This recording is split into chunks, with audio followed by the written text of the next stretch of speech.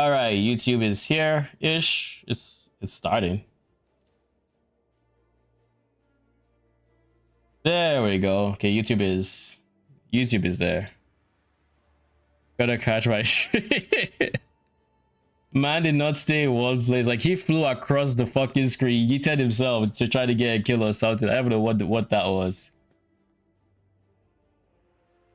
Sit down with Mark. So, oh yeah, this is an interview with Mark. This is, I think, the first interview that's been just Mark without Jonathan, which is going to be kind of interesting.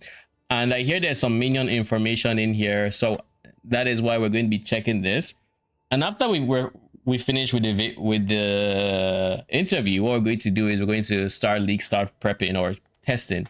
I want to do an Act 1 to 5 run and just play around with which Spectre feels the best to level with. I already know it's probably going to be Harry's watch, but I want to confirm if I can make, what is their face called again? I want to see if I can make slave drivers work, because last I tried them, they were fucking squishy and I didn't like that. But we'll see how they feel now. Yeah, some mercenaries on the PoE wiki may be interesting. PoE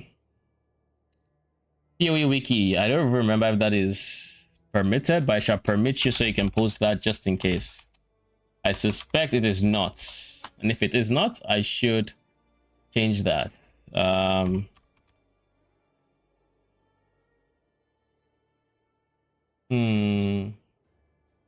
Stream.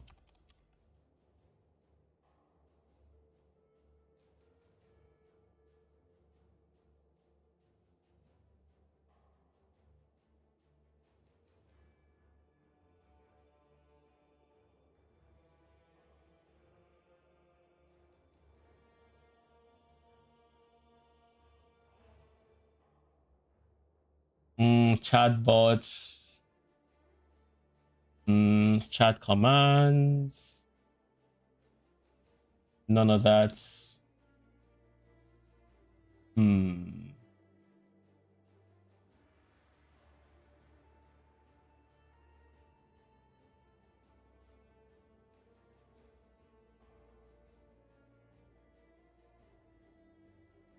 There we go.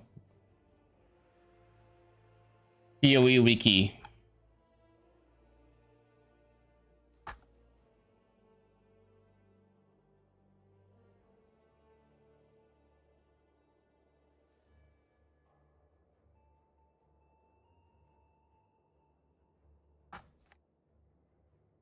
Yeah, I didn't think it was there. Now it is. Now I can post PoE wiki with no issues. All right, where were we? Mercenary, drop that there. The article describes PoE content coming in this. Information may be missing or incorrect.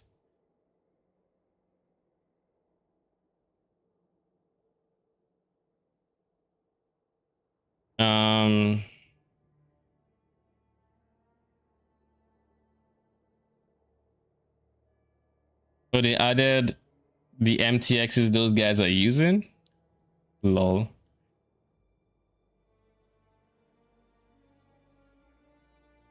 These guys be working overtime.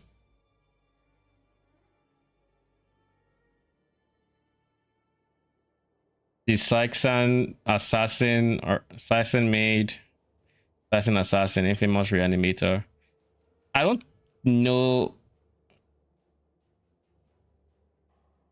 know that this table is going to last launch, to be honest, because I don't think, for example, the Viscera we saw will always drop with these skills. I think each slot has a chance to be any one of a few gems, is probably how I would implement it. Maybe some of them could have like only one option as their choice, but there's probably a random there's probably some random generator to each slot, to where sometimes they spawn with one, sometimes they spawn with the other, like here SRS or someone's getting like something like this, but could be a choice of like 3, 4. So odds are, and of course their support gems as well for these skills could also vary. So odds are this would not stay this way because they realize there's too much variability in even with the name. That said, they might just keep this section and just remove the gem area because that's the inaccurate portion, but all of these will likely stay accurate. How do they know some of these things that were not added? Like Tarika, they practiced. I assume they were data mined or potentially, or maybe it's from loot filter information. Maybe. Because they even have preferred weapons here. Staff, 1 shield, 2 wands, 2 daggers, bow. Like, how would they know is the question.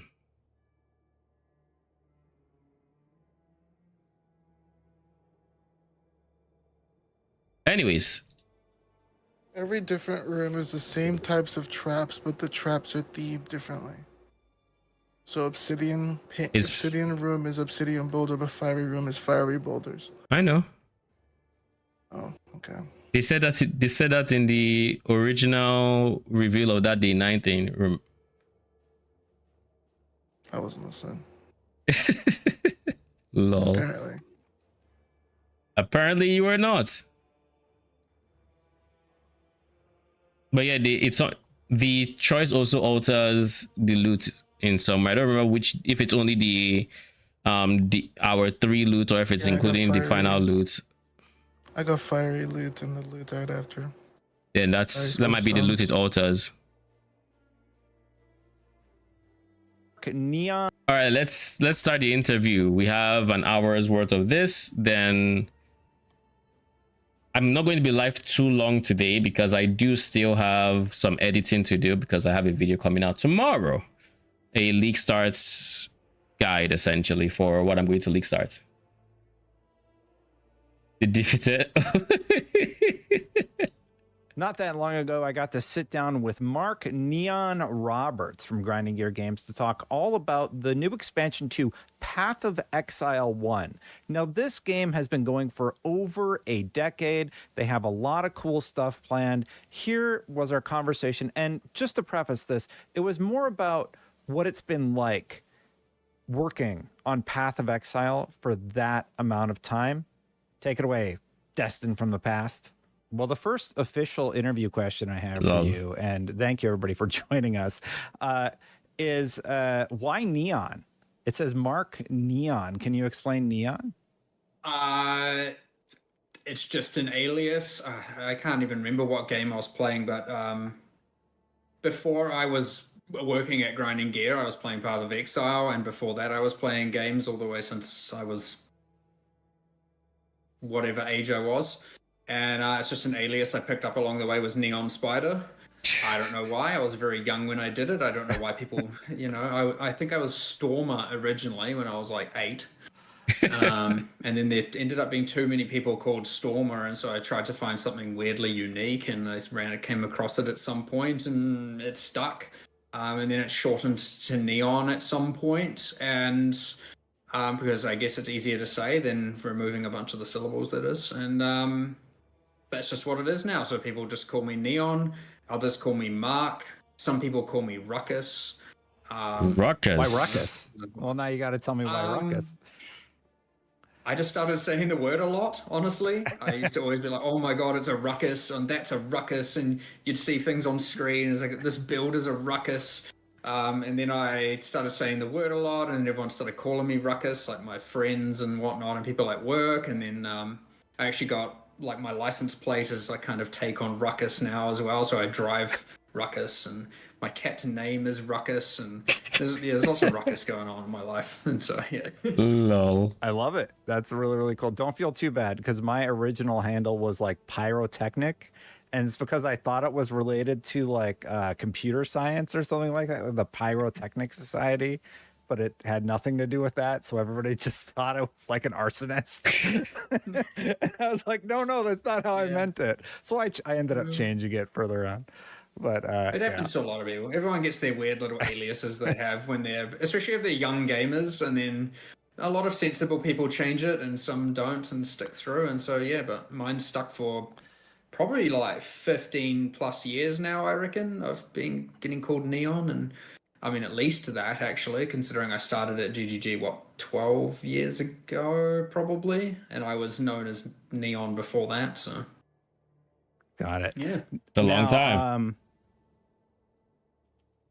So I was looking up your name and just looking for content about you, and I found a picture of you sitting in front of a computer that's like 13 years old. Let me see if I can find it really quick. Okay. I lost it. I think But anyway, I know was the sort of exact curious, picture. when did you start with Grinding Gear Games? And I'll look for the picture while you answer the question. When did you start, and what has changed? Is this actually you? I don't know if you can actually see this. Let me just. And that's all was searing totems. Is this you? Or did Reddit make a mistake? Me. That's you? Yeah, I remember that. I remember sitting there in the corner of the office. What are you doing in this photo? What am I doing? Apparently doing some excessive searing bond usage. That's what, original office location. Yeah, that would have been close to when I had started. I think I intentionally wrote some misleading stuff on the whiteboard behind to try and make people think something was happening. Like, I can't remember exactly what it said, but I don't know. That was just me being in QA, having fun, testing the limits of how many totems I could spawn. I don't know. It's good times. But he started in QA. I don't bring it up for no reason. Yeah, he started now, in QA. you weren't there That's when cool. the game started. That was like the original crew of everybody. You came on a little bit later on. So when did you come on, and what was the vibe like at Grinding Gear Games when you started? Like, what was it like? What was your experience like in those early years? Let me try and, I mean, I'll only remember it as far as I can, but... Was it like, go get us the coffee? No. That's never, there's never been anything like that at Grinding Gear. I remember, I mean, I've told the story of my hiring a little bit, but I can't remember how much detail I went into, but I joined as QA, and I remember my very, very first thing was that I actually thought I just like didn't get the job, because I was like, there's no way. I thought I had messed it up on such a bad level you'd have never even seen when I went in for my what they called an interview. But it was very, very, very, very casual. Unlike what I had expected, I had been kind of taught to expect corporate, you dress nice and you go in and you wear us and you impress everyone, and you go in and everyone's in, casual gear, and it was a very clear, just like different environment. And I was like, oh, okay, this is a scene I'm not, I kind of missed the mark on what I assumed I was walking into here. And then I guess that was kind of just like, there's a bunch of gamers just in a random office in Titirangi in this tiny, I mean, I don't know how small it was. It was like 30 people or something working there at the time. But I remember coming in and going, whoa, this is crazy. Like, it's just a bunch of... He always trying hard to be Diablo, like Minions would never be great again. That is a very bold claim in this league. Very bold claim. I disagree, because I think Minions are going to be insane in this league, especially all things considered. We have a lot of options for scaling different minions, and we have even more minions that are viable. So I don't know about Minions would never be great again. They are pretty good. They might not be insane meta, but they are pretty good. I'd say they are in a very decent spot right now. Not too bad, not Diablo Minions would never be great. I mean, Diablo Minions are kind of just awkward, to be honest. Like, not even try to diss them, but only Necromancer has it, and only one of them has Pierce. Everybody else is kind of just shooting projectiles to kill one enemy at a time. With the new, what was it? It was an aspect or something. There at least was there was more support for having an army of mages, if I remember correctly. But at the same time,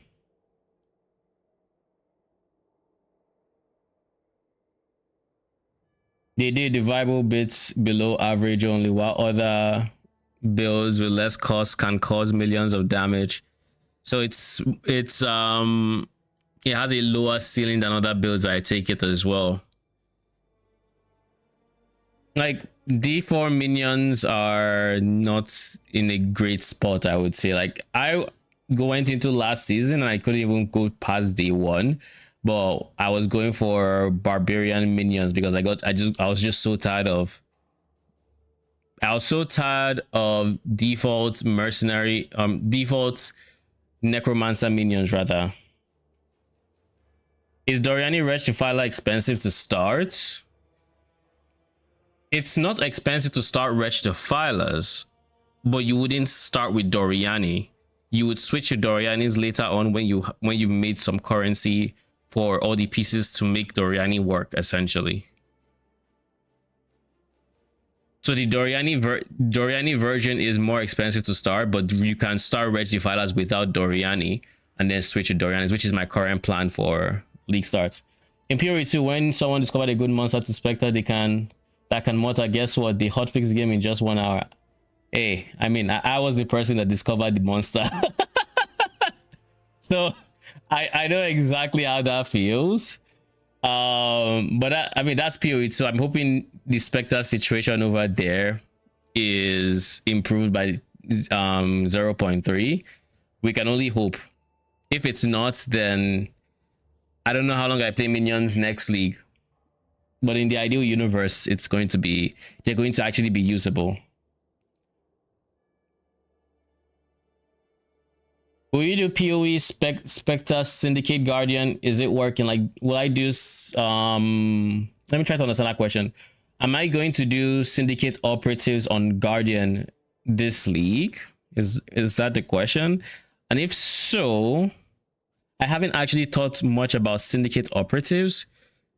Last I tried them, they weren't the most impressive with the amount of currency I invested.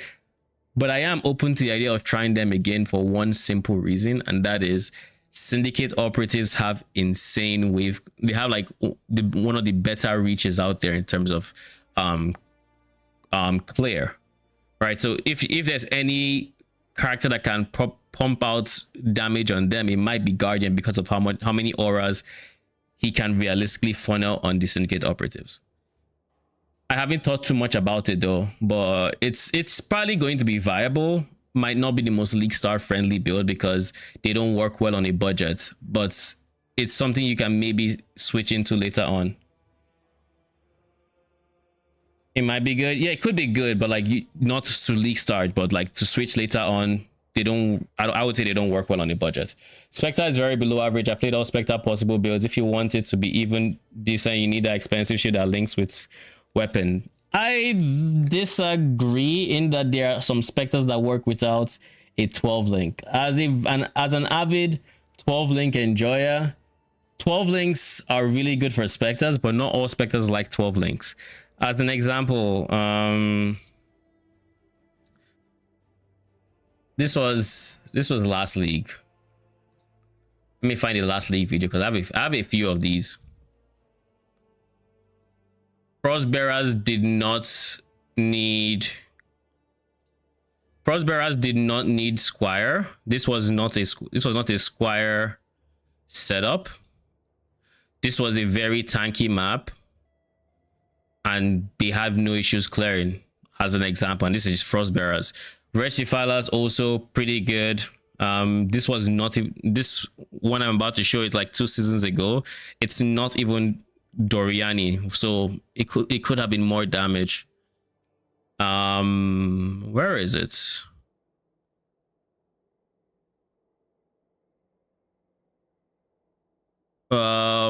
This guy. These are Rectifilers.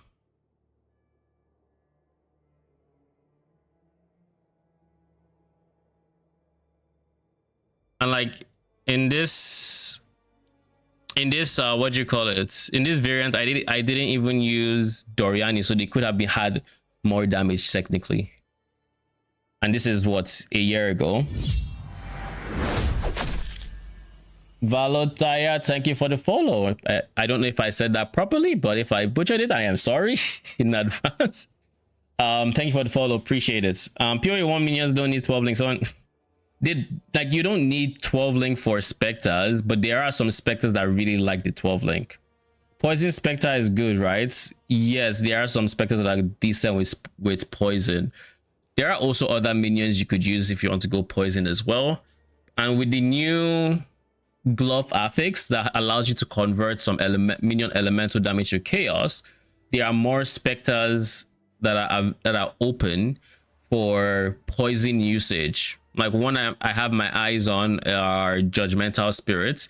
They have mortars and they do base fire damage. So with the mod that they showed on the reveal, they can be used for poisoning. I hate Spectres dying into lightning in T17. Spectres dying into lightning in T17. What lightning? What lightning is T17 specific? Do you mean like lightning modifiers, or do you mean something else?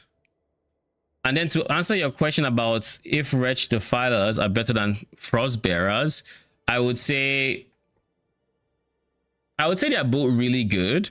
Wretch Defilers probably has a higher DPS ceiling simply because of how big of a multiplier minus 200 lightning res is.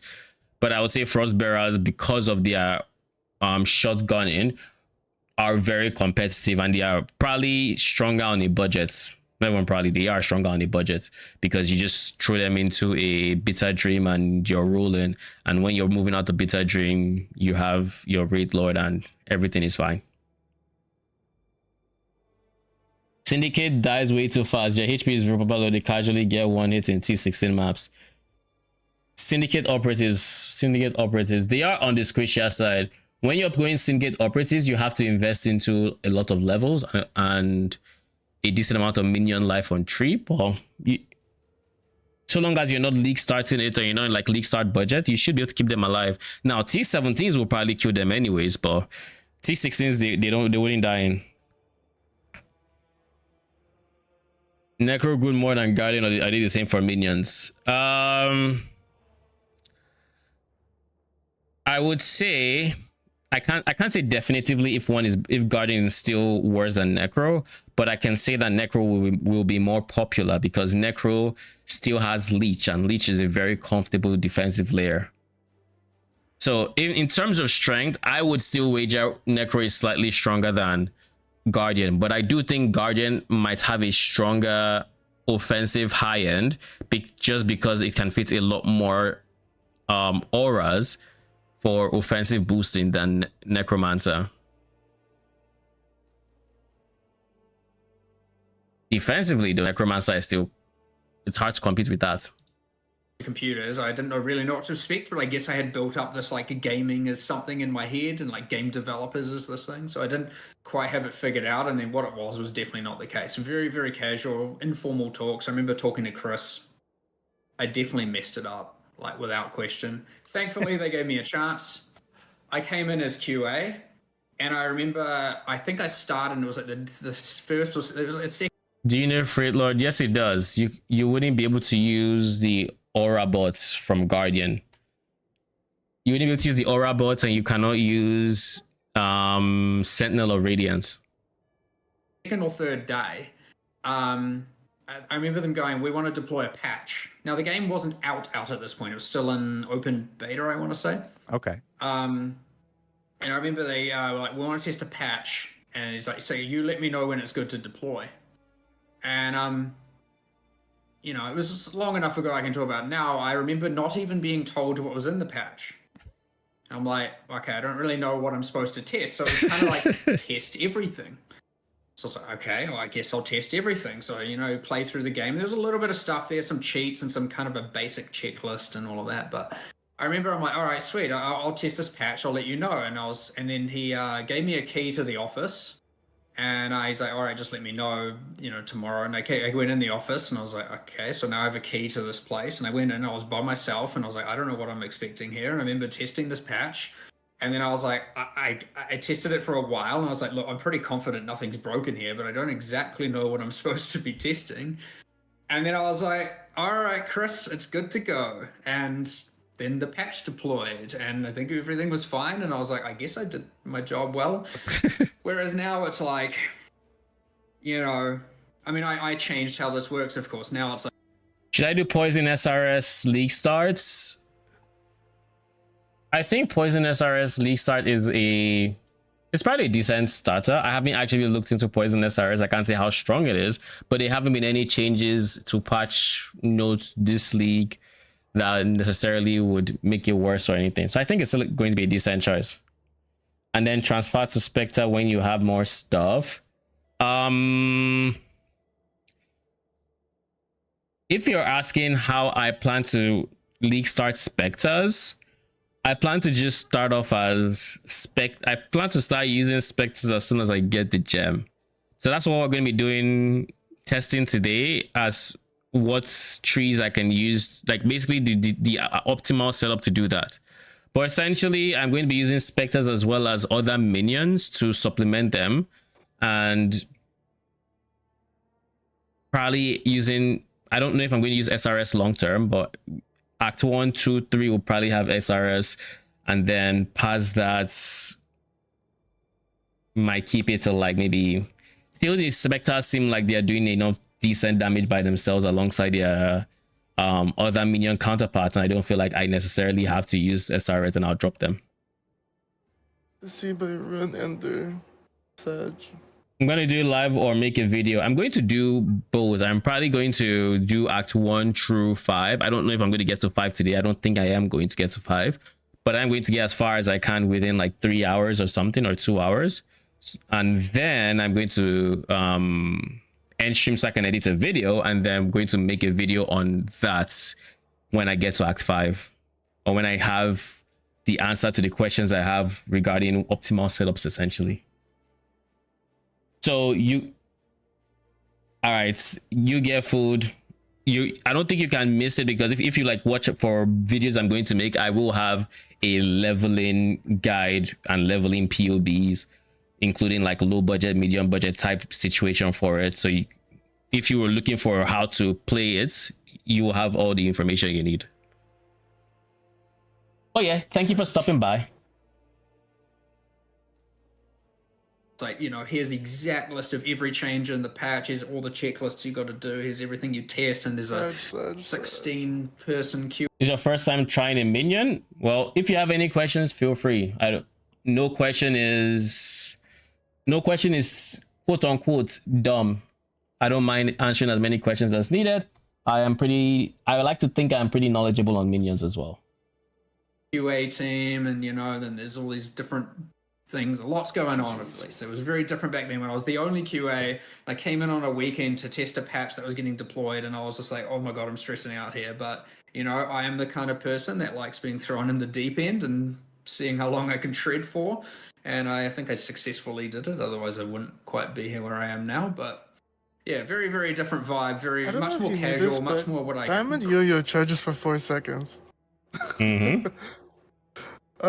I had a diamond atomic clock that increased that yo-yo cooldown like crazy, but it just doesn't matter. Because an atomic clock is another extra 3, right? Mm-hmm. But like, it doesn't matter. It's still so insane. Like 4-second charge is broken. You didn't know you had 4-second charge? I didn't know. Why did you think Diamond was so good on yo-yo? I mean, I knew it went up. I just thought it capped at like 2 or 3. It starts at 1 and goes up 1 every rank. I think 4 is too much. Do you agree? Do you agree that if my atomic clock can hit this thing twice and give it an extra 6 seconds, it should actually be at a disadvantage and not just charge regardless? I mean, it charges 4 seconds at a disadvantage because now it has to take 2 seconds, whereas before it would have gone off anyways. GG's. Do I think it's balanced in its current form? No. But I also don't know how many tools Weapon Pick has at his disposal once Snowmobile gets nerfed. Because that will probably get nerfed. Snowmobile is just insane. Snowmobile will probably get nerfed. Atlato might get nerfed. If Yo-Yo gets nerfed, Weapon Pick is gone. I don't even think Atlato should get nerfed. Like, I disagree with the Atlato take. I think Atlato is Atlato fine. is a weapon that rewards you for investment, which is the pig way. To get that damage up fast, if your Atlato is like still ramping versus a lot of builds, you will die. And I like that. I mean, I agree. Normal build, just saying, hey man, if you haste, if you haste with this large item that I only can be used with, why not? Yeah, that was really something. But yeah, I mean, Posted the- Yo-Yo is very strong. I posted a screenshot of the build in the Discord, and it was a relic run. Heavy sleeping I potion. bought a ticket. 12 No, seconds. forgive. That was just something I fought against that was funny. But that's the. I mean, the that's actual somebody thing who is in the had. Discord. Was it diamond? No, it's gold. Yeah, that was a 5-second slow that the person got a Curio +1 slow on, and then double And the Amber. heavy. And Amber. What do you mean? And Amber? Amber doesn't affect slow. Amber gives all your slow +1, doesn't it? I don't know if it does or doesn't. I don't think I've seen that line. Really? Why do you think I put it in? Yeah, Amber does that. All your slow items get +1 duration. Huh. I mean, I didn't know. Like 6 seconds. 6 seconds where slow sucks, but like this dude slowed my nitrogen hammer for 12 seconds. Lucky for me, it didn't matter, but like Lol. that shit was so funny. Cool cowboy, I guess. Lots of stuff just happening. Yeah, Not a lot of sure. procedure, not a lot of Did my challenge. any of that going on. GG. But a lot less people, lot less on the line, I guess, back then as well. So yeah. So for you, you've been with the game that whole time. You've been working on Path of Exile, not Path of Exile 2. Well, maybe a little bit. I don't know. But you've been really working with the Path of Exile franchise for that long. What keeps it fresh? Why are players still invested? Like the Twitch numbers weren't hugely impacted by Path of Exile 2. It seems like there's sort of two communities there thriving. Can you tell me a little bit more what it's been like experiencing it as a through line? Just to clarify, I do work on both, and it is pretty much. I mean, I work more than I'm supposed to, but that's just the way I love it. And I do put a large amount of hours into both. 100%. I am integral to both 100, like through and through. So it's not like I'm more on one than the other. I didn't mean to imply otherwise. I've seen you on the stream, so I know you work on. I just wanted to clarify, in case. Apologies. All good. I don't Clarify want people for to think Reddit. that give one of them is my second child or my second. I don't know if that's the correct. It's clarified for anyway, Reddit. Both are my priority, both my main focus all the time. So, in terms of the how do you keep it fresh? Well, I have a couple ways. One, play the game a lot. I think it is important for the directors to play the game. I think that you should be not making decisions. I mean, obviously, a director should be making decisions and driving the direction. And I think in order to be doing that successfully, if you are not playing that game a lot, you are probably not doing it well enough. Obviously, aside from reaching out to the player base, it's very easy to hear a thing and either shrug it off or say, yes, we should do that. But you should have your own beliefs, and you should probably have that from a player's perspective. Now, I have like over probably 100,000 hours at this point in the game, and I haven't counted my PoE 2 hours, but I'm playing and playing and playing. It's going to be pretty crazy going forward, trying to play both of them to the same extent, but it's fine. I can do it. I can somehow do it. But yes, you should be playing the game, and you should be making decisions from a player's perspective as yourself, and of course by absorbing the player's perspective from everyone else. Now, on top of that, though, I mean, look, one thing we've got going for us, and we have had this whole time, is that we patch pretty aggressively. I'd say a lot of games have, annual updates and whatnot. You get large 9-month windows and whatnot. And yes, we just had that for Path of Exile 1, but that is out of the norm. We're obviously getting back into it. So, look, being able to update the game, what we often did for 3 months, and now maybe 4 months, and being able to do both games every 4 months, that kind of schedule is going to be the thing where people are constantly picking up the game and constantly playing the game. And as long as you are obviously then emphasizing how do we keep our players happy and also bring in new players, you're going to grow, you're going to get bigger. And if you just keep updating, keep adding heaps of content, lots of content, changing things, when things are bad, you make them better. Honestly, it's just a matter of making the best game possible, or now games. And yeah, it'll just grow and grow and grow. It's honestly as simple as that. It isn't like there is some wizardry to it or any crazy psychology beyond just make the best game possible and update it as much as you can and just stay efficient. If things take too long, people are going to fall off. And obviously, if things are too quickly, well, people probably will be happy actually for a while, but you could start sacrificing quality. So obviously, you find this very good rhythm, you stick to it, you stay consistent, and you do what the players need and what the game needs. It really is just as simple as that. Do you think this update's going to see the numbers that Settlers of Calgar saw? Like, I think you broke your... One thing I'm very curious about is, I mean, they've talked about how they come up with the ideas for new leagues, right?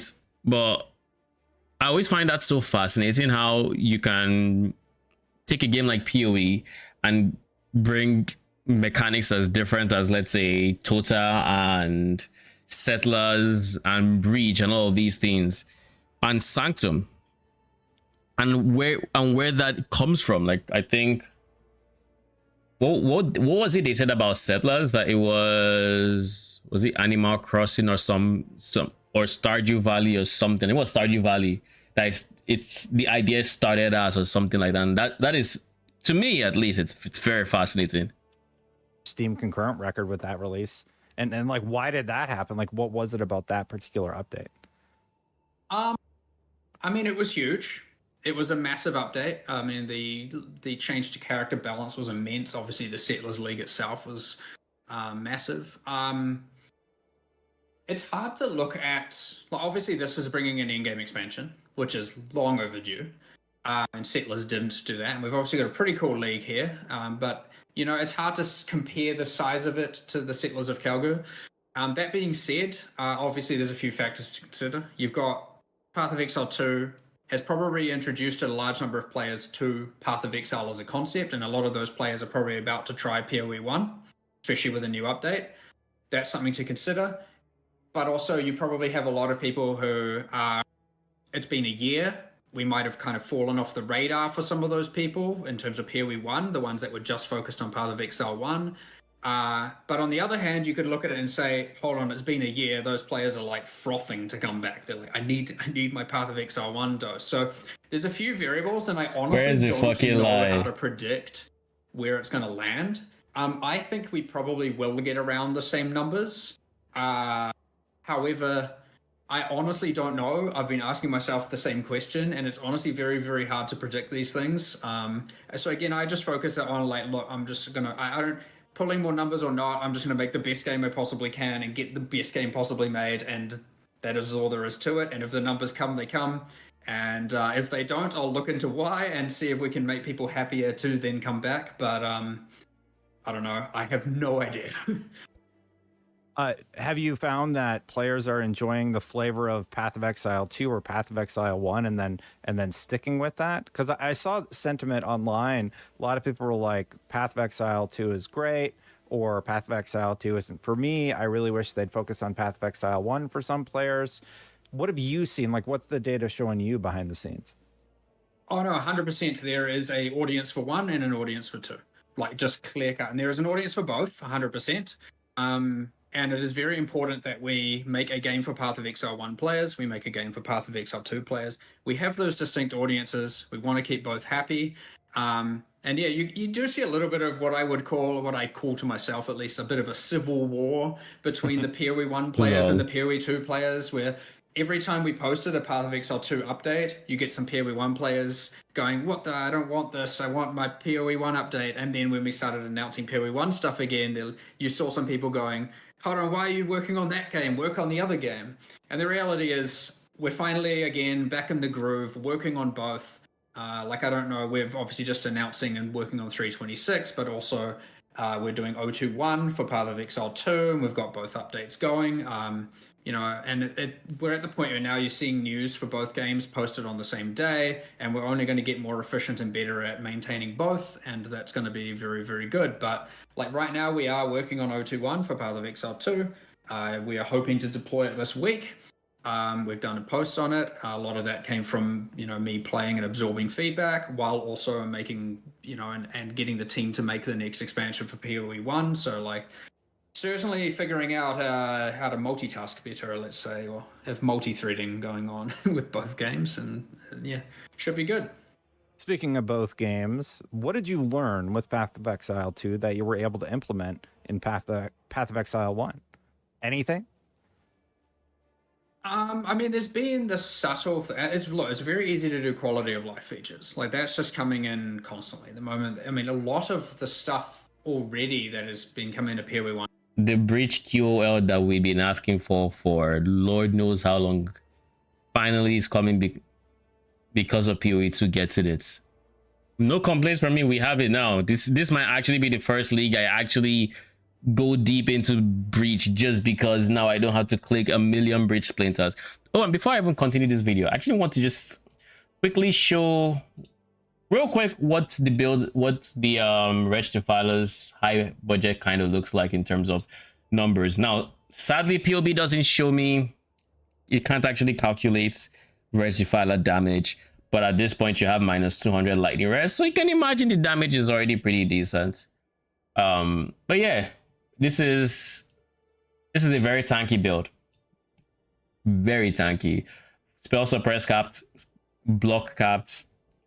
Ideally Svalin.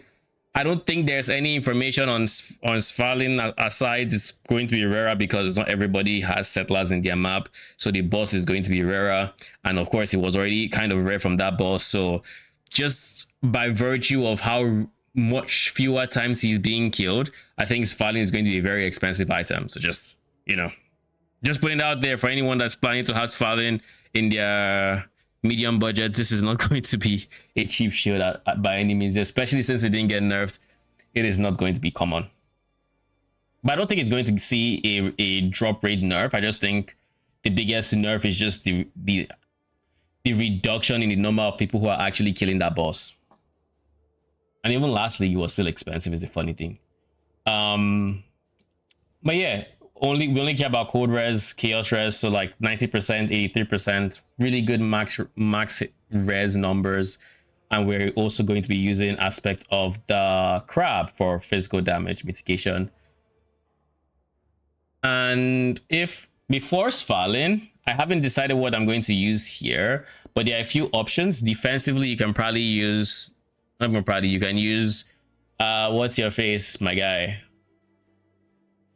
Defensively, you can use Aegis Aurora, and offensively, you can use the +1 max Spectre shield, bitter bind points.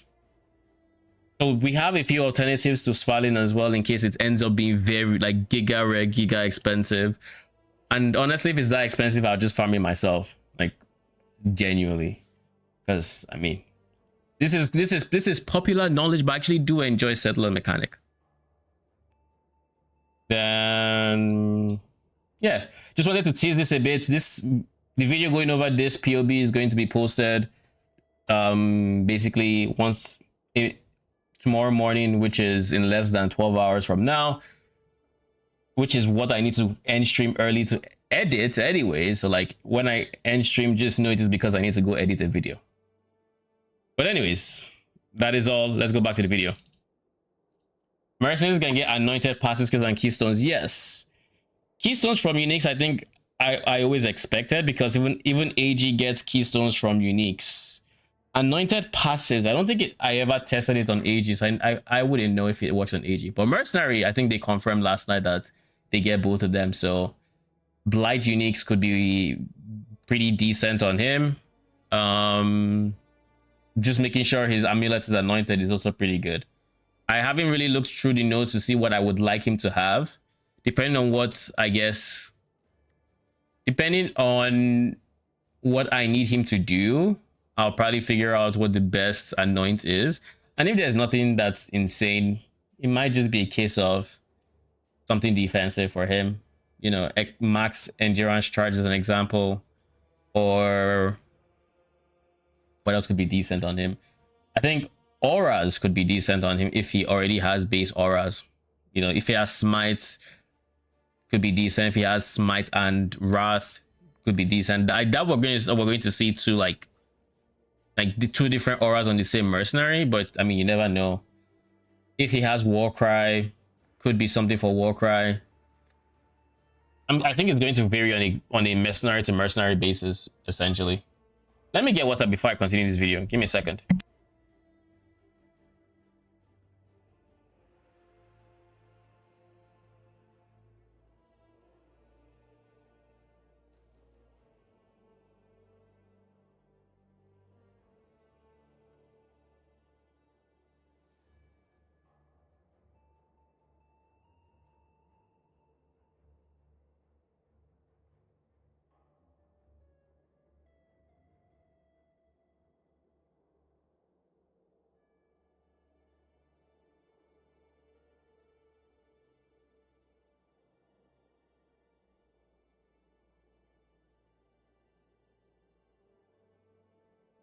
I am back. Gonna escape into a good night's sleep. All right, Heliax, thanks for stopping by. Have a good night. QOL has come from PoE2. Because again, especially, I would say even with settlers, it kind of started happening, right? And then obviously seeing a little bit more of it now. You know, like things come up where in PoE 1, obviously the passive tree's been the passive tree for so long, and now in PoE 2, you have people going, passive tree searching is terrible. I can't find the nodes I'm typing for. And there's a bunch of problems, and you look into like, obviously, but it's the same as PoE 1, and so, but it's like, oh, it's bad there too. So obviously you improve it, you port it back. Great. So obviously we're going to have passive tree searching improvements coming to PoE 2 very soon. 021 is the intention, and then we're going to put that in PoE 1 as well. You are now hideous. that stuff will just happen That's in terms my of fucking QOL, AK in terms of exploded, features. Sag. That's gonna be all of us next league. Chevron will take our mercenaries live. I mean, those mercenaries, I don't know what they will need to do to survive in T17s, but it's going to be spicy. Like, For real. I don't think it's as easy as capping them on res, but at the same time, we can't really give them suppress and all these other fancy stats because we can't access their skill tree. So, like, you know, I don't even know what we're gonna do, but we'll see. Worst case scenario, you just don't take mercenaries into T17s because they waste of gold, and that'd be so sad if that's the case. But the other thing that's happening in terms of PoE 2 to PoE 1 is that now we're a game that reuses as much as possible in smart ways. Oh, sure.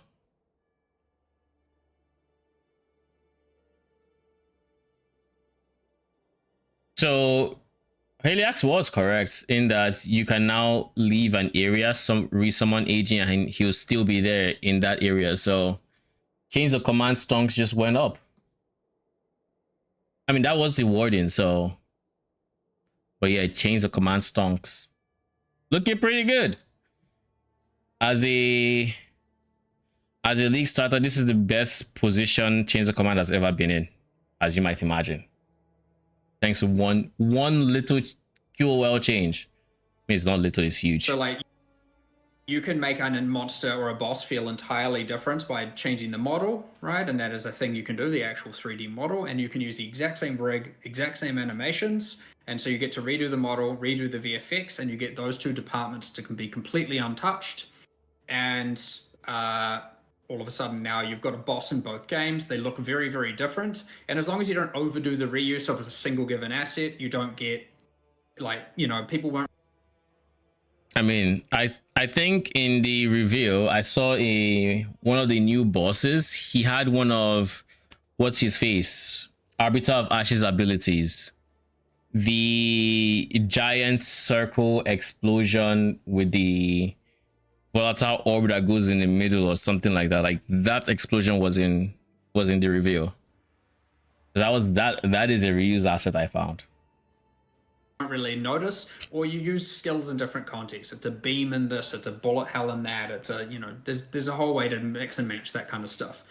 Now we get to do that constantly. We are making these insanely, you know, high detailed, very well animated bosses for PoE 2 constantly. We're just churning out bosses and monsters and everything. We have the hundreds and hundreds of monsters in the campaign, and now anytime we want to come to do PoE1 and we want to add expansions and add content and add much like the pinnacle bosses you just saw, we're going to obviously take some of those animation sets from PoE2, we're going to port them across, we're going to make a new model, and now all of a sudden we've got a new boss that's kind of reusing at least a couple of our departments.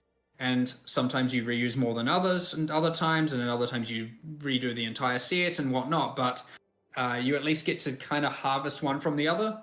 And if we were to make anything new for PoE1, probably do the same thing, can port it across.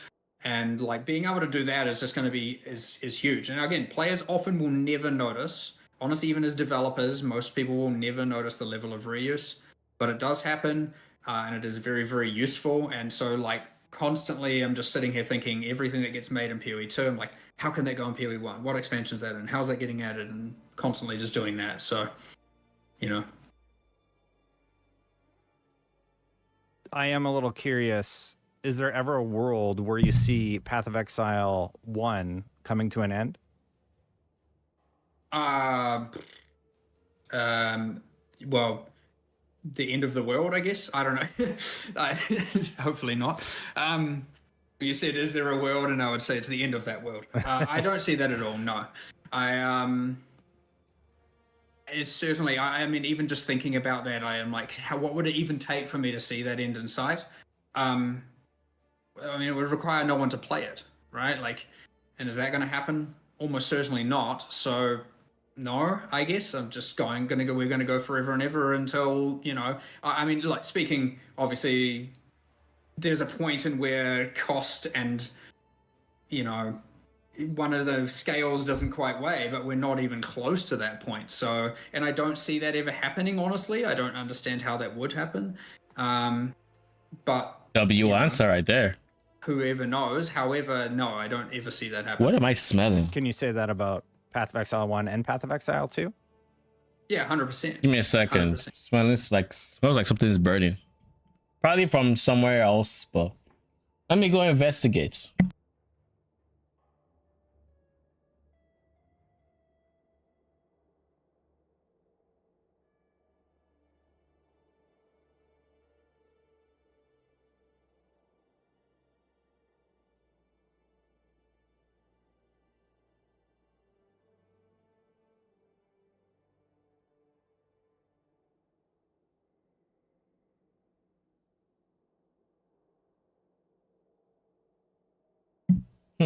Just go back and Twitch is on an ad break.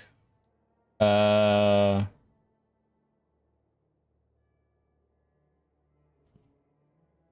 now of all times? Okay. And then the burning smell, it's coming from my vents. I don't know why I've been getting different. Yeah, I don't understand it. No idea why. What'd you say? I said, let my people go. And it smells like food getting burned, so like it's not from nowhere, most likely. It's coming from someone else's apartment or something. I don't know.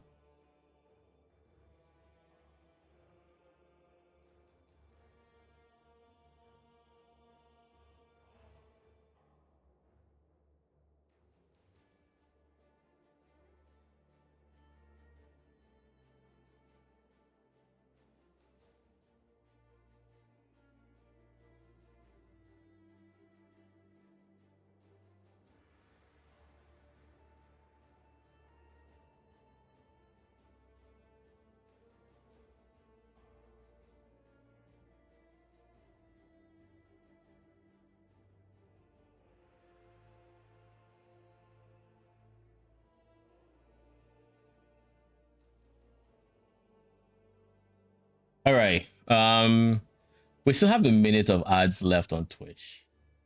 Let's just stall till that is donezo.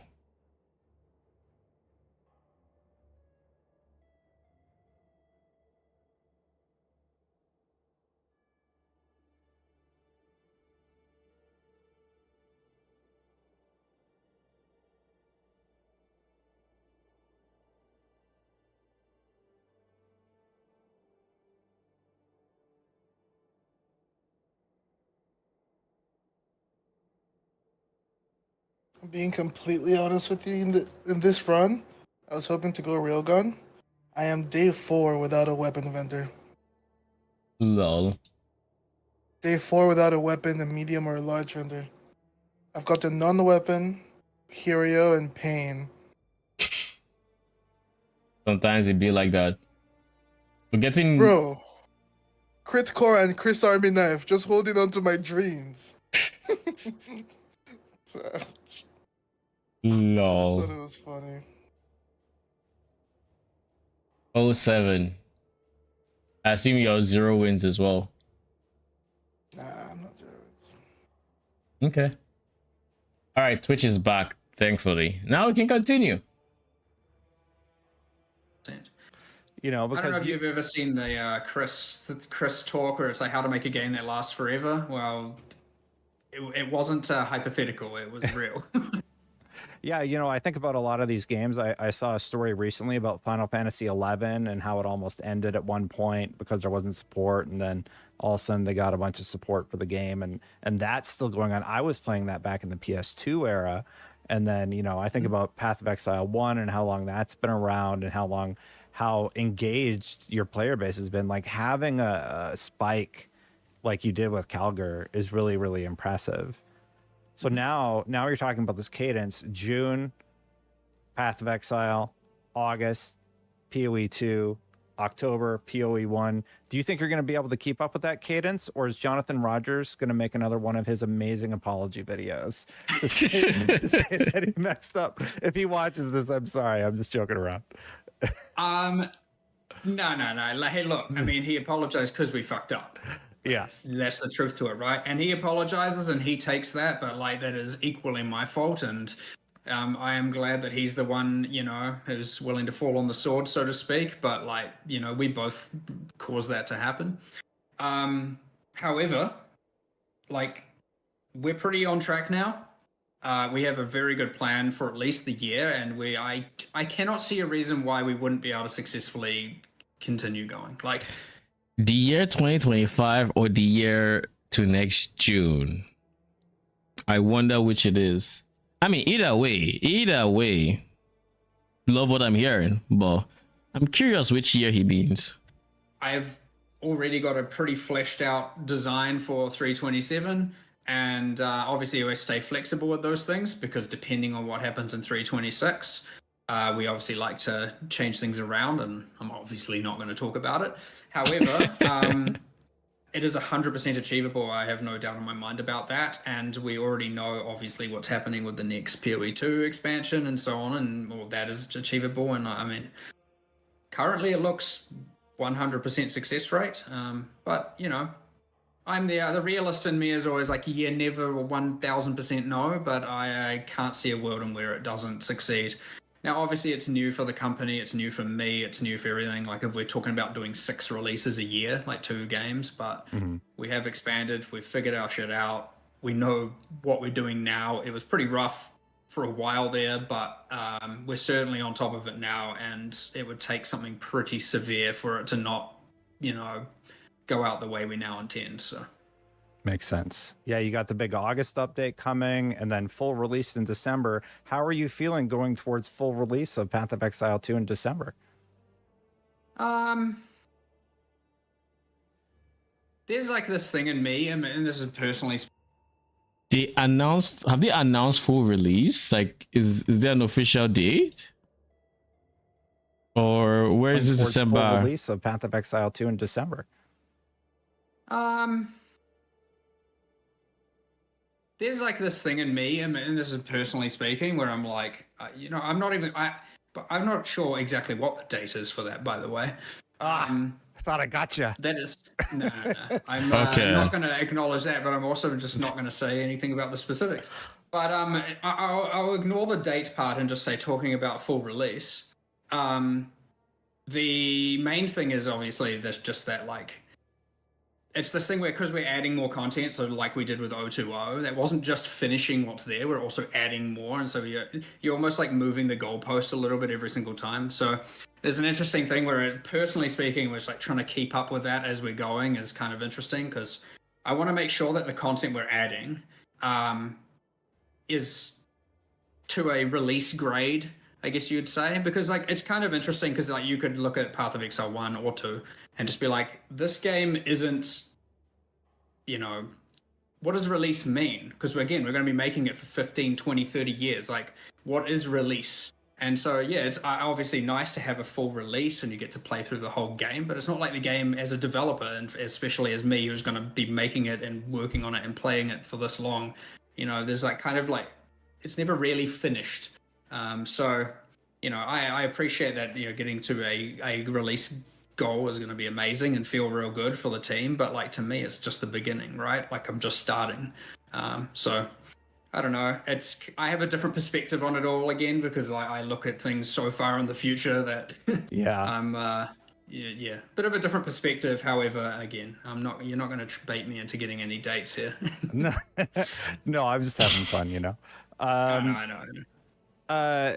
How has the balanced work life? It confused me for a second when I said December. I'm like, they haven't said anything official, right? Like that I know of, at least. Schedule been going? Jonathan mentioned Jeez. that in our last interview. Has it been going pretty well? No super late nights, mostly for the team. Lately, I'm just trying to think about exactly. So I mean, I'm pretty anti crunch, anti overtime personally. Mm-hmm.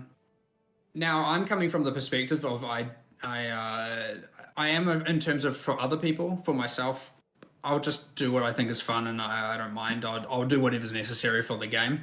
Mm-hmm. That being said, I am obviously trying to appreciate my own work-life balance more as well. But I would say we've been pretty good lately. There's always a few rough spots here and there, but certainly lately it's been a lot better. I am constantly trying to just be like, you know, you get maybe requests from staff to work overtime or need to crunch. I'll just be like, get that out of there. We're not doing that. We'll do that in the next patch. We'll do that later. You don't need to do that. Like, because honestly, like, yeah, sometimes things get scoped just like kind of out of control, and you just need to constantly be narrowing it down to actually what the players are going to need. And what you often can find is people are working on things that people aren't just ever going to care about.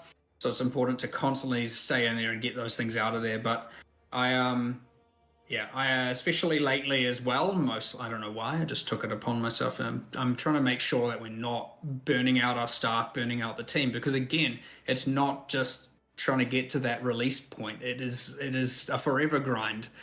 And if you can't have that stability and you can't be burning out your team, then you're not going to make it very far. So yeah, it's very important. Again, that's me thinking of this long distant future, not this short finish line here where it's like, oh, it's all good, we go full burn until release. It's like, no. We need to have a 10-year plan or a 20-year plan or something here, just to make sure that people aren't frying themselves. You know, I can respect that a lot. It's really, really nice to hear, because you hear all these stories about, you know, developers who are forced to crunch. And when you hear about stories where developers are interested in doing more work, like I'm kind of like that, right? Like I want to stay late. If someone said, hey, you got to go home, you got to stop working on that, I'm like, okay.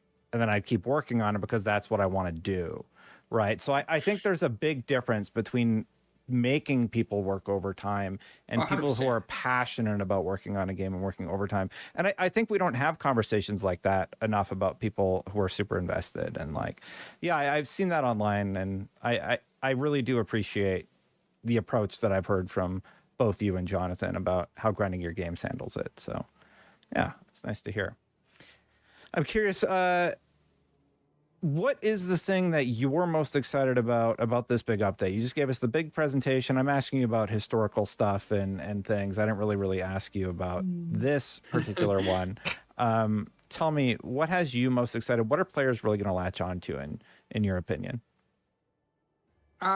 Those could be very different answers. A few things. I mean, it's always hard for me to choose, because again, I always pick to work on the things I am passionate about. And I just assume that the players are going to echo what I find to be passionate, and it's been successful so far. But I always just love the bosses. The boss fights are the key. Like, new Pinnacle bosses to me is just, you know, I love it. And I wonder how tough these new Pinnacle bosses are going to be in comparison to like base Eater and base Exile. Because I assume they're going to be in the same realm where not Uber, of course, because these aren't Uber versions. Uber, do I think they have teased that we might be getting Uber versions in the future? But in terms of just like a raw HP point of view, I assume, of course, the mechanics will be straightforward to understand what is going on.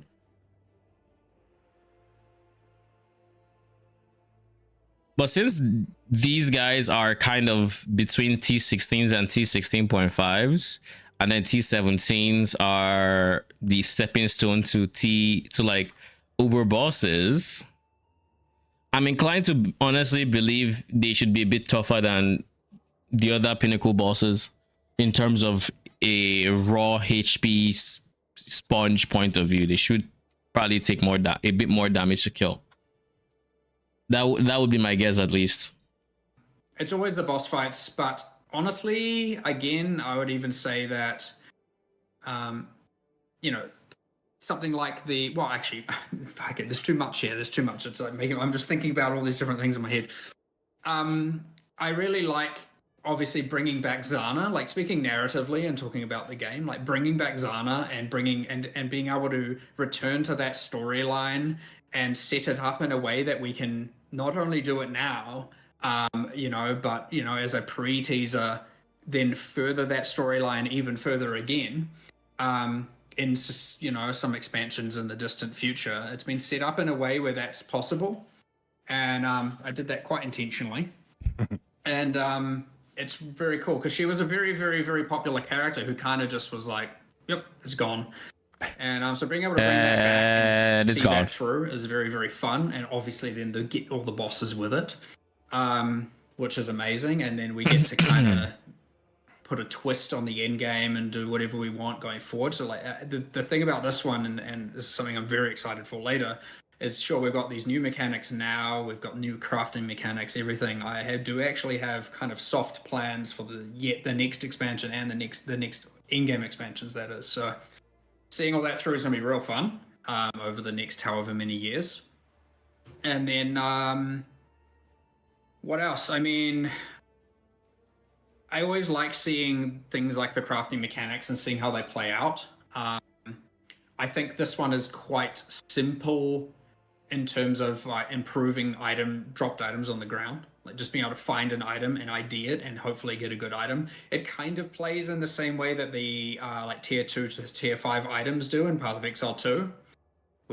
I just wonder how item bases are going to feel with the currency from those pinnacle bosses. Because I know, if I remember correctly, there's a currency that adds the memory strands to the item, and the higher that number is, the basically higher, or in PoE1 terms, lower the tier would be, so you get better mods essentially. And I think it caps out at what, 100, was it? I don't know, I can't even remember if they said a cap, but I know I kind of have this mental picture of them saying 100, so I assume they said 100. I could be wrong, but I think it was 100.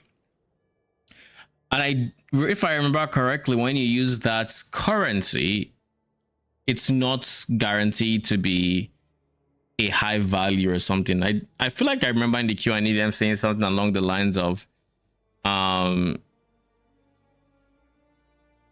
it had a range or something, but I could be wrong on that. But I do know it's not going to be guaranteed to be like a high number. So I wonder if it's like you can keep reapplying the currency to keep rolling that number until you get something good, and then you start crafting with it. And I think they also said in the Q&A that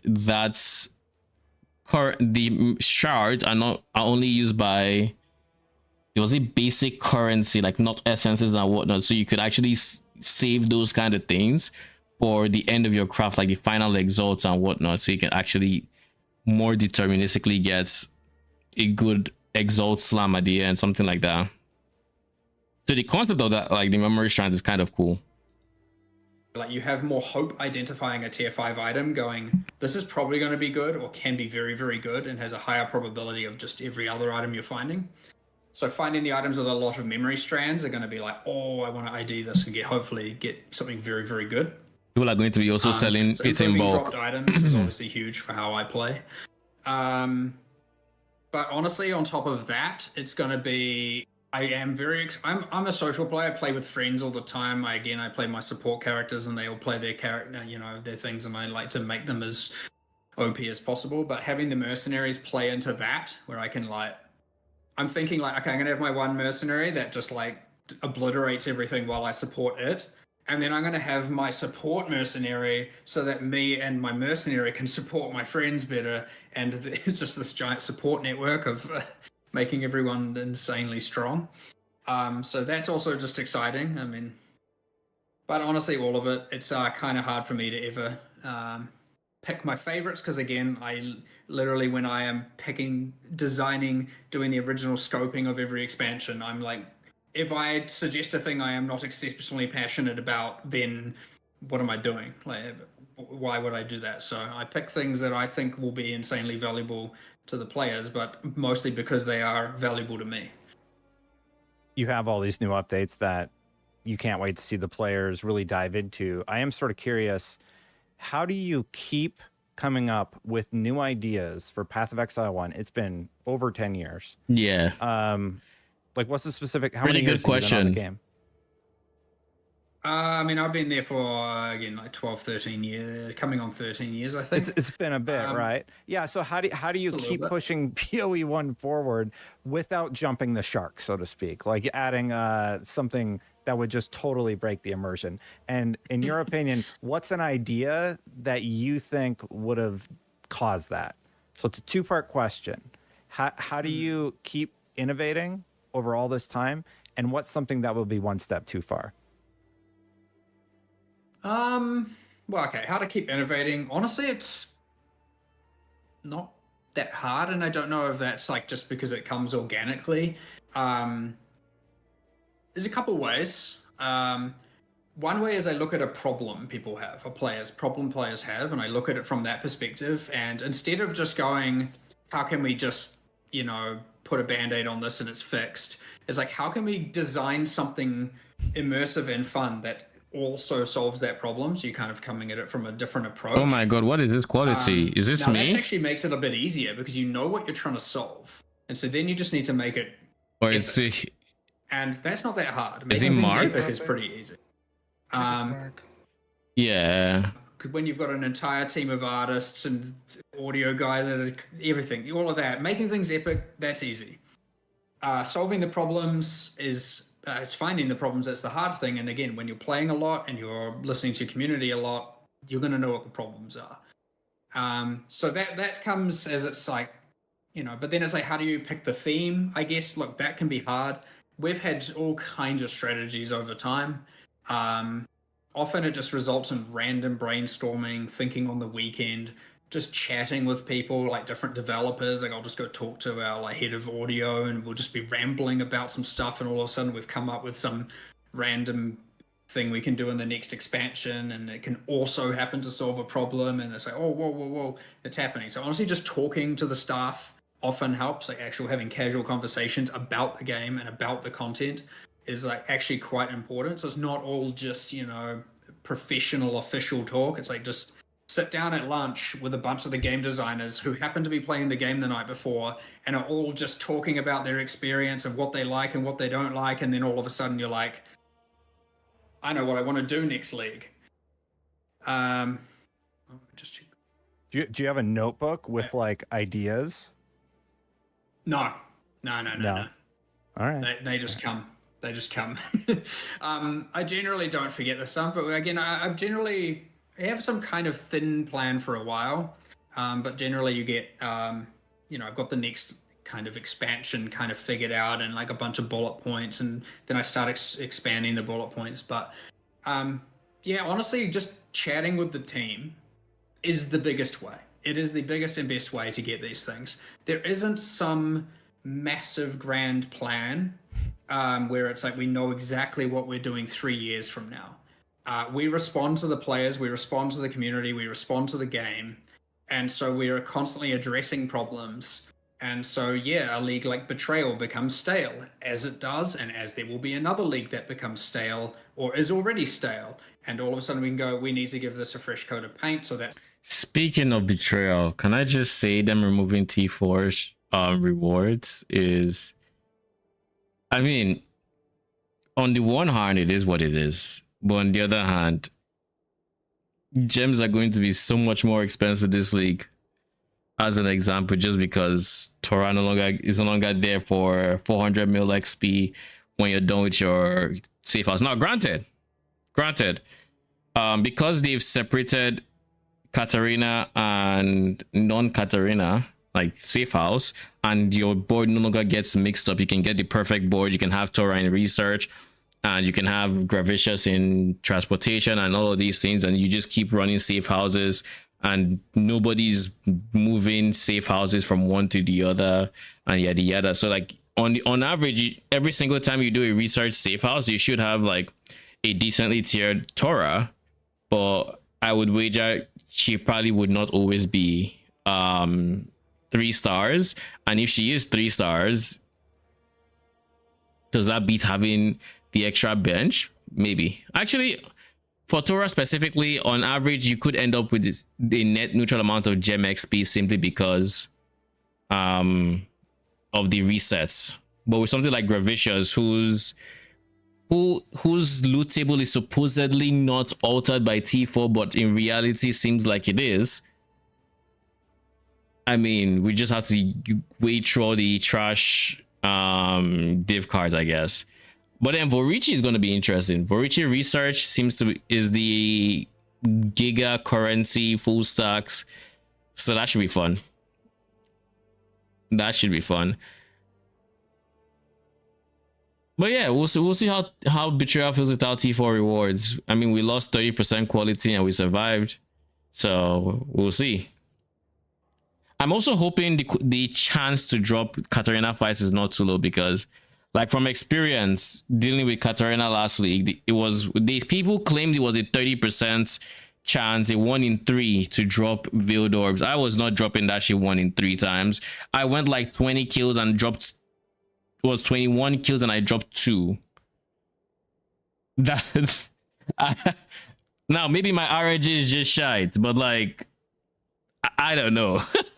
So if it's low like that, then we might have similar situations with dropping that fight, and Betrayal might, like with how expensive those fight tickets could be, Betrayal could feel a bit underwhelming without it being, you know, more, with it being that RNG essentially. Like if it's 20% chance, in theory you should be dropping more per hour because you can drop from any safe house, but like 20% can be 0 in 3 hours at the same time. Hello there. When you are switching to Spectres, and what are you playing till then? When am I switching to Spectres? I'm going to be using Spectres from Act 3/4, but I will not be using only Spectres. When I plan to switch to only Spectres is when I have my Raid Lord. Otherwise, there's no reason to only use Spectres. And I don't think I'll have a Raid Lord until well into red maps. Like when I'm in red maps, probably is when I'll get my Raid Lord. It'll probably cost a few divines, and once I have that, then I figure out everything else I need to defensively to drop the other support minions and damage, and make sure I'm not losing damage by making the switch. So basically, when you switch to full pure Spectres is when you get Raid Lord. Before that, you're using Spectres, but you're also using like other minions like zombies, skeletons, SRS, depending on how your setup goes. Now, to answer the second part of your question, what am I playing till then? I plan on having Spectres, zombies, and skeletons, and I plan on using a 4 blue triads grip to turn them all to lightning damage. So they'll all do lightning damage, and my Spectre is going to be Rectifiers because I'm going to be going for a full squad of Rectifiers end game. Well, full Rectifiers and like 2 support Spectres, but you know. Pretty much that. Oh, that is my current game plan.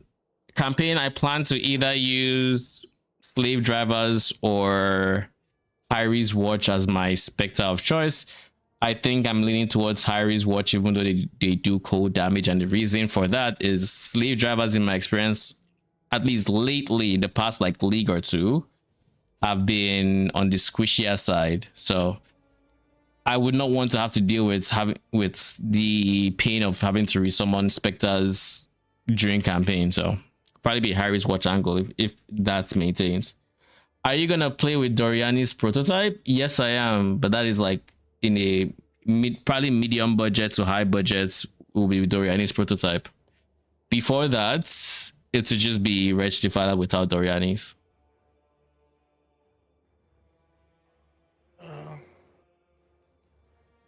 Hey, Was- you're the. What's that?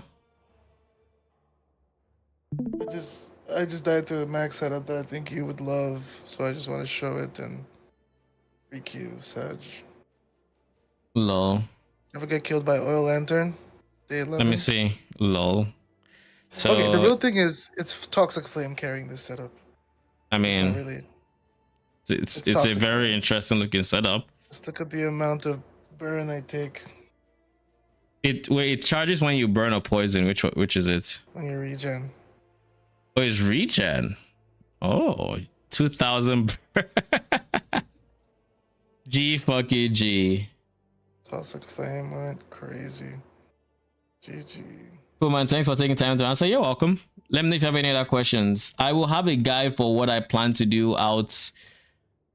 The end game version should be out tomorrow morning my time, so like in less than 12 hours. But then the leveling guide won't be out till like probably the next day. So that'd be like Thursday morning for me. That's the objective. How we do that? Well, yeah, you then just have some brainstorming discussions, see what kinds of things people want to start doing with items or which holes in their builds they want to fill, and then you derive that down to a crafting system that can provide that solution. And then you're like, okay, and now we theme the league and that crafting system together, and now you've got, you know, this league now offers this crafting system to solve these problems, and then players can fill those holes in their, or those gaps in their build, and now they're happy, we're happy, and then we just make it epic. Characters, narrative, dialogue, etc. That's a really cool way to solve a problem. Like, just make something really neat around it. And Mhm. I know PR is saying we're out of time, but just real quick, how would you break it?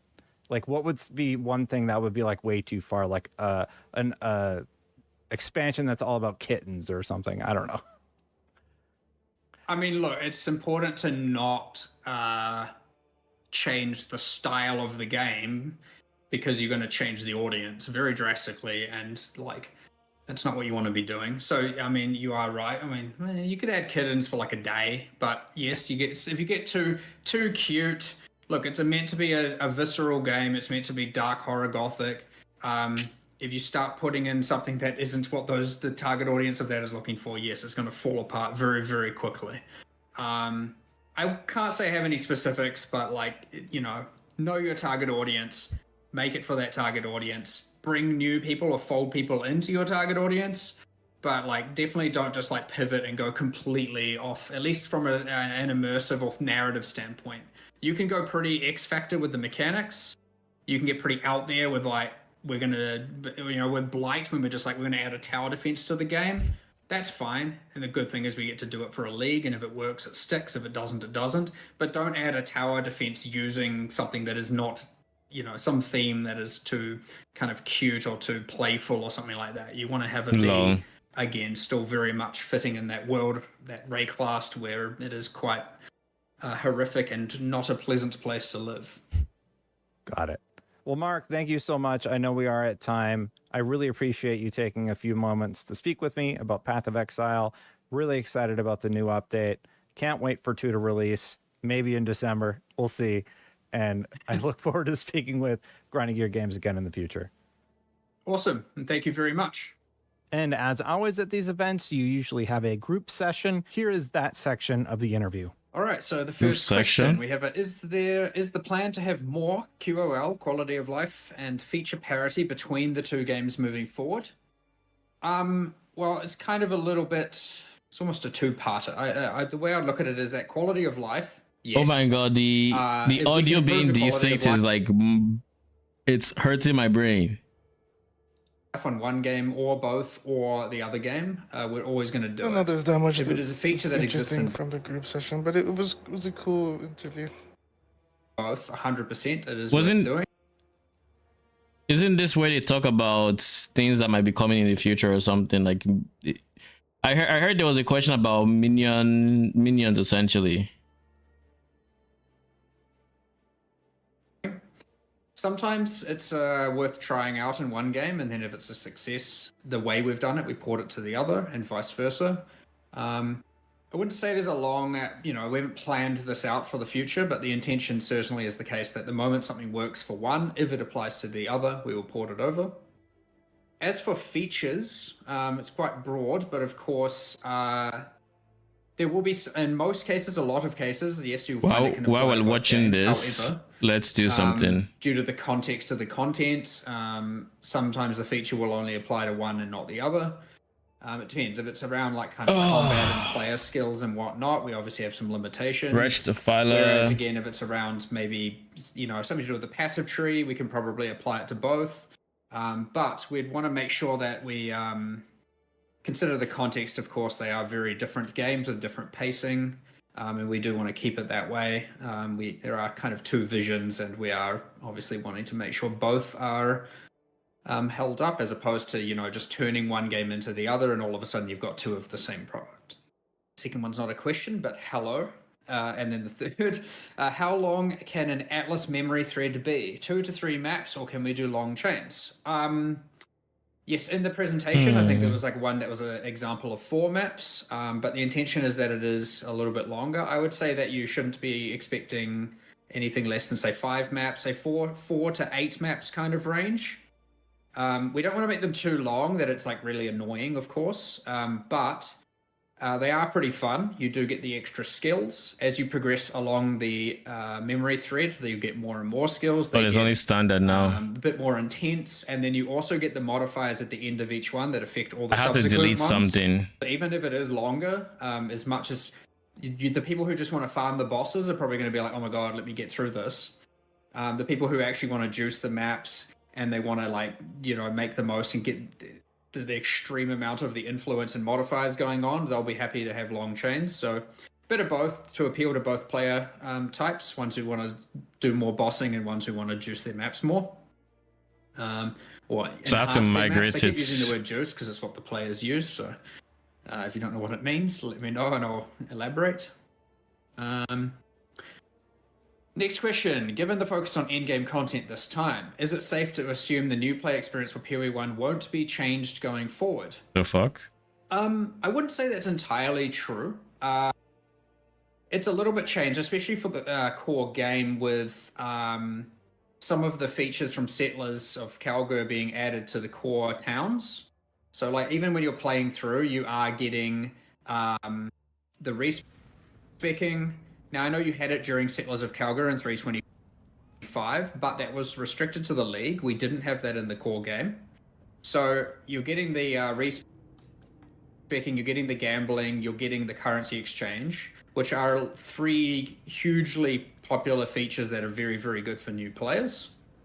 So I'll say that's like one of the main benefits that they're getting. The other thing, though, is, of course, yes, it is more in-game centric. And so, yes, it is more for the in-game, especially given last time, I'd say Settlers was a, good league for the start of the game, the end of the game. Is pretty good at bringing in new people and appealing to a more casual audience, whereas this is more for your PoE players. However, is this stuttering or what is happening here? It's still there. There's still balance updates. There's still ascendancy class updates. And I would honestly say the mercenary system is something that is exceptionally good for people who are... taste of hates. Think of it this way. If you're struggling at the game, you being able to bring in a mercenary, which is throughout the entire game, you'll find them in every single area. You can get gear off them or you can gear them up. They fight alongside you. They're quite powerful. And I would argue that the less proficient you are and the less geared you are, honestly, the more that they help, especially throughout the campaign. What you do is you find late game, once you are so powerful, because you can become effectively a god in Path of Exile, the mercenary become less and less useful. Now, they're still good and they have auras, they have utility, they have a few bits and pieces like that, but I would actually say where they shine best is players that are, just kind of your average player. who's playing your average build. So I would say, much like most leagues, our new player experience, you get this league out of it. And I would say this one probably honestly helps newer players more than anything else. So I think in that regard, it helps a lot. And it Enjoy. is a nice contrast to the end-game focused Atlas expansion. All right, next question we have. There are improvements to character classes. Are there any for Scion too? Not specifically for Scion, but it's not quite how, if you're talking about the Ascendancy class, but whenever we update, well, I guess you can say yes, there is, because whenever we updated the Ascendancy classes, we generally also do a pass on the Ascendant and update a lot of its notables to have the same stats. We would be doing the same thing here, so there'll be slight ones.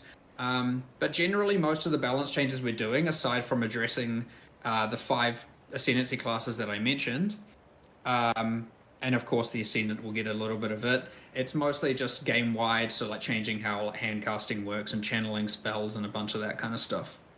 So, I mean, whether or not you're a Scion, it's the benefit of Path of Exile. You can be any class and be playing any of these skills and builds. Okay, getting distracted here. You'll get the changes nonetheless. What's the best class in this update? Well, that I suspect is a different answer from every single Path of Exile player you ask. Now, I am biased and I have my personal preferences, but I love playing support characters. I love playing with my friends and I love giving them auras. And so I'm going to be playing a support character nonetheless. I run my auras, I run my war cries. I especially love war cry support. However, this is an insane shield, goddamn. Well, actually, one thing that I think is very, very cool this time around is that I get to be a this is from character Settlers for my mercenary. So we'll see if my mercenary can do all the DPS, and I'll support him and see what happens. Who knows? I don't remember this shield too much. Like I kind of okay, do. Next, and you said it's silly, but I'll answer it nonetheless. But do my stash tab purchases in PoE 2 work in PoE 1? Yes, almost all of them do. Any regular stash tab, quad tab, a lot of them are in Path of Exile 1 as well. There are some exceptions to the rule, which is that if you have a socketables tab, for example, or I believe currently a ritual tab, they will not be in Path of Exile 1 at this time. The ritual tab will be added later, but the socketables tab doesn't make sense in the context of PoE 1 at the moment. There are other tabs for that, and so it doesn't really work, and so some will, some will not. But look, anything you buy in either game, if it fits in the context of the other game, we will make it work there. We will put it there. It is not our intention that if you play both games, you have to purchase all the micros in either game. That is we have deleted most of these things. Next question. No, unnecessary. Can your companion mercenary be involved in an encounter with another mercenary? Would they be taken into consideration for the scaling? They can, and they do not get taken in, so they don't make it harder beyond just normal. Wait, what's that? With another mercenary. Can your companion mercenary be involved in an encounter with another mercenary? Would they be taken into consideration for the scaling? They can, and they do not get taken in, so they don't make it harder beyond just normal. Well, actually, no, they just don't. So we specifically, good question actually, because we specifically handled this. So yes, your mercenary will help you with the other mercenaries, and they will not make it harder. That was the intention. Only other players will make it more difficult. No, so the question here is, does the mercenary only join the host of a party? Every player can have a mercenary active, which obviously you get a lot of stuff going on in an area where you got up to 6 players with 6 mercenaries. It is worth noting that a mercenary counts as half a party member as well, so technically this is the first time in the game we're allowing up to 9-player party scaling. Now we have changed how party scaling works a little bit to account for this, but you know, it's going to allow for some pretty high-end difficulty and pretty high-end item drops or rewards. But yeah, you can certainly get. You don't talk about auction houses either, or not auction, currency exchange. Interestingly, when we first were designing it, we were going to have them take a party slot, but we ended up going away from that design. So we were going to have it that for example, since there's a 6-player party, How long maximum, is we were this? gonna Okay, have so like 4 3 more players, which minutes. We means you can could bring listen. 2 mercenaries. We ended up going away from that because we wanted to make sure that everyone could interact with the mechanic. Like, it would be pretty sad if, for example, you joined with your friends and then you couldn't use the league mechanic because they were already bringing mercenaries, or maybe you brought yours and theirs wouldn't come. So we ended up just going, all right, let's just have everyone bring them if they want, and then, which seems like the obvious answer, but we considered all the options. I mean, I'll answer it just because it's what's the worst class?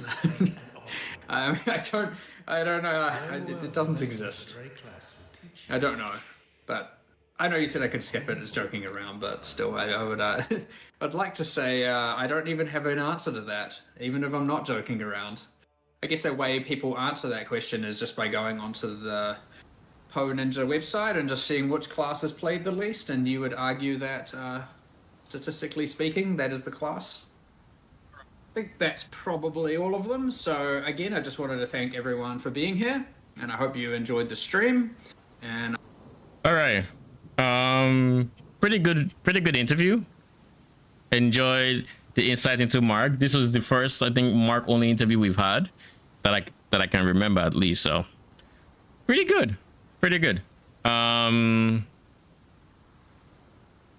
What we're going to do now is I'm going to do what I typically do at the start of new leagues, i.e., we're going to make a leveling planner for what I plan to league start, and in this case, that is Wretched Defilers. We're going to go up to, I think, Act 5-ish. Probably not Act 5 today. I might do Act 2, Act 3, and then finish the rest of stream potentially, or I don't know exactly how far we're going to get today, but I do need to end stream around when I typically end stream, because I do have more editing to do for tomorrow's video. But yeah, we're going to just start off there, but there are a few things I need to do before I actually hop right into PoE. And number one will be, what is it? What is this thing's name again? PoE plan. It's not planner. What is going on here? That is so weird. Opera GX is kind of buggy right now. I don't get it.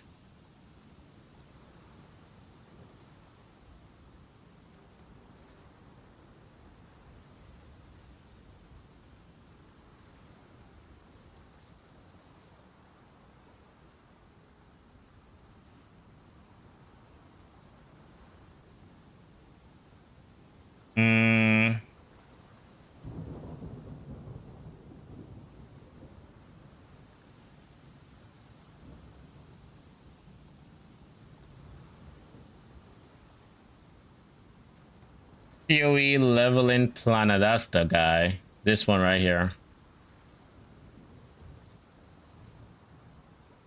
Path of Pathing? No, I was looking for this one. Now this one, let's go to the home planner, which necromancer. So basically I use this so I can get an idea for what quests give what rewards and what gems you have available to you, so I can create a kind of extensive guide in that, so I can know what to expect. And then there's a second thing we're going to do, which is we are going to create an act by act tree with how many points I think we would have by then. And to estimate, we kind of use PoB's level system and these level requirement of the zone to just guesstimate where we should be at any given point. But right out the gates, it's a rolling magma angle, I think. We don't have to buy anything. Mercy mission, we go for Summon Phantasm is not a bad option here. I think we start off with Early Prolife. I think we start off with Early Prolife. I could be wrong. But Summon Phantasm here. SRS, Frostblink, Holy Relic, no. Flame Totem, yes. Then you link Flame Totem with Summon Phantasm. Basically, honestly, where is my leveling for and where are you? Where's Freesia?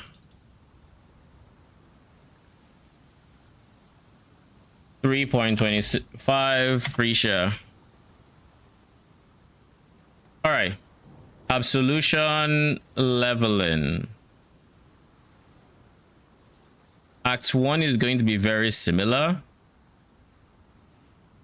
So I think we can take Act 1 and move it there because it's just how you level up with minions essentially. So there's Act 1. No, that's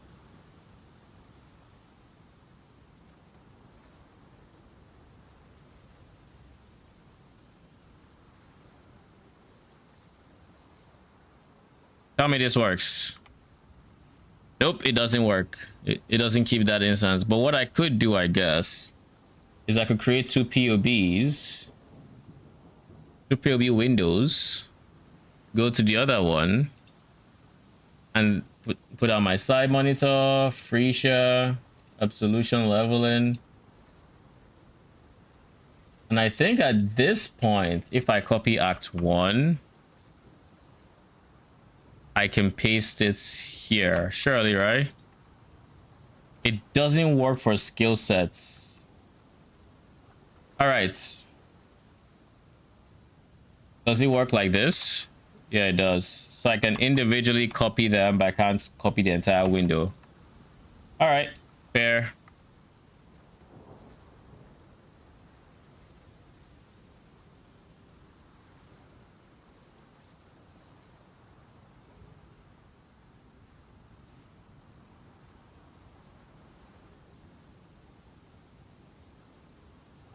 Why is this not working? Because it's empty.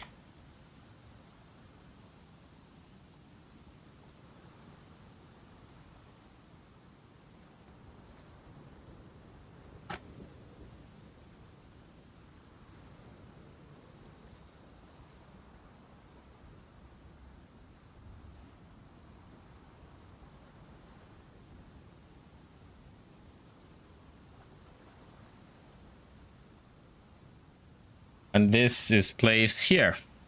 All right. So with this setup, we are going to be using Absolution in Act 1 up until Act 3, I believe. And then in Act 3, we switch.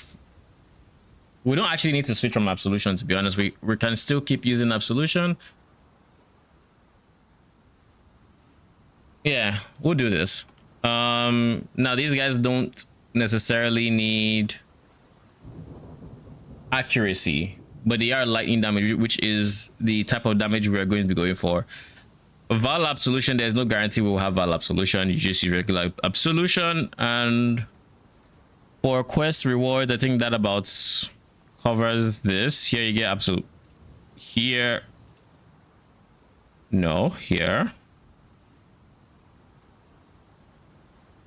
You get Absolution before killing what's her face. Yeah,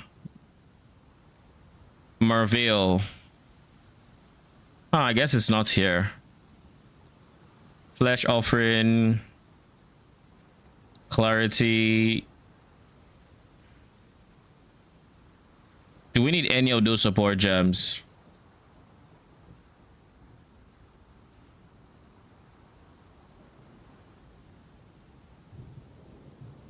Minion damage, added lightning. So I guess we need added lightning. And then we buy vitality.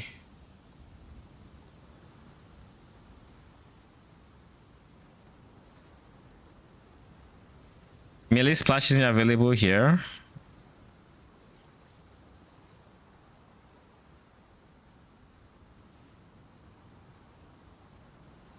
All right, we have vitality. Is there anything else we need? Where do we need added fire damage? We actually don't on this setup. We just need minion damage, which minion damage is Minion damage is earlier than this. Oh, it is here. Okay.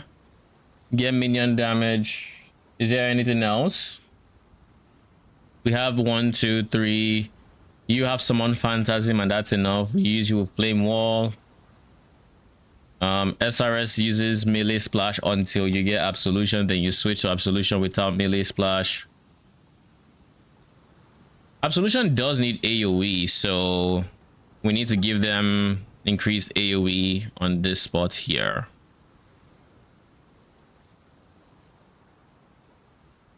And then rolling magma is basically what you start with. I think that about covers Act 1. Act 2, are there any differences with absolution leveling? Let's see. You still use absolution, frostblink, raise zombies with melee splash. Yeah, clarity, vitality, shield charge. And then you switch absolution to fist to lightning to convert the remaining 50% of fist to lightning. So now they're doing 100% lightning damage. You still give them minion damage. Raise zombie now has minion life. Your absolution is mostly your clear bots essentially. You probably want to give these guys added lightning at some point, but I guess not yet. Then flesh offering you can manually cast with desecrate convocation. All right, I think this is honestly still fine for Act 2. And then we were only going to deviate from like Act 3, and even then, did we use spectres here? I don't think we use spectres in Act 3. Yeah, we did not use spectres. So that's where we're going to start deviating from Act 3. I kind of really wish I could just copy. By the way, I should rename this to Act 1.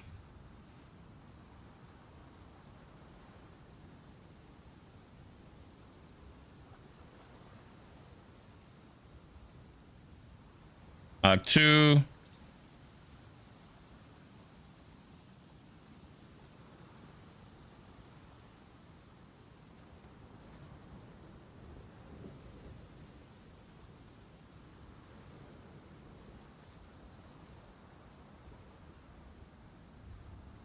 And this one removes, and then we'll go for mid Act 2 changes.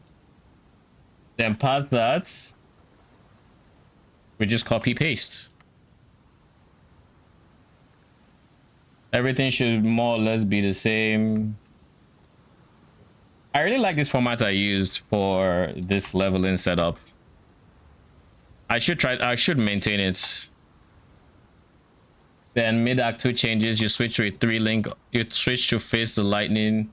And the idea behind this format was only the things that get changed from here show up here. So it's not like you're going to switch gems or anything. This is just you go from a 2-link to a 3-link. This one you switch a gem, so just to make sure you see that it switches, it's there. And honestly, it's not like a necessarily mid Act 2, it's just to show that, oh, this change happened. This is new, you know. And it being green or red, green is like, oh, we're going to keep this in the next act. Red is like, oh yeah, we're getting rid of this soon. Was kind of the idea there, which is why rolling magma is red, because we're getting rid of it soon. SRS, we get rid of it. Flame wall, we get rid of it. Holy flame totem, we get rid of it. They're not here, you know. So, and then we have Act 3.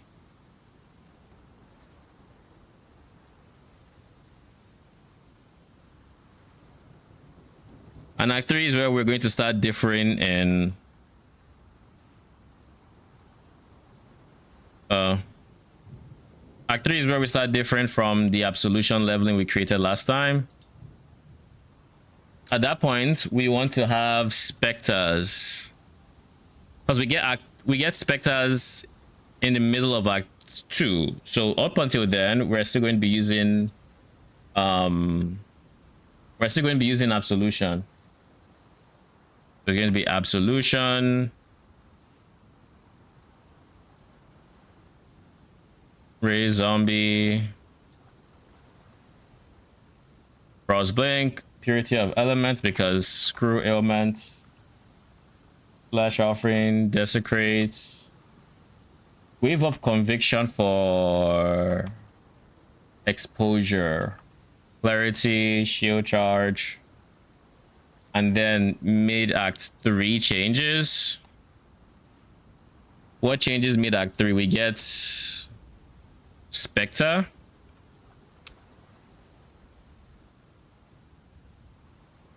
This is green, right? Yeah. Spectre. 3 link Spectre.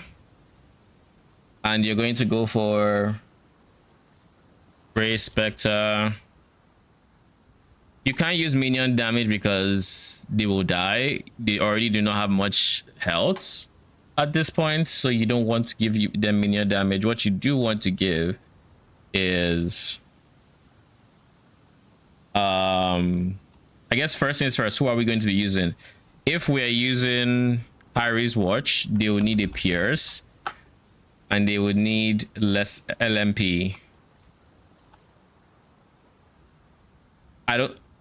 This is Act 3, so we can't even use slave drivers, but we could also decide to opt for what is their name? I forget the name of these people. Carnage Chieftain, the monkey, frenzy charge monkey, essentially.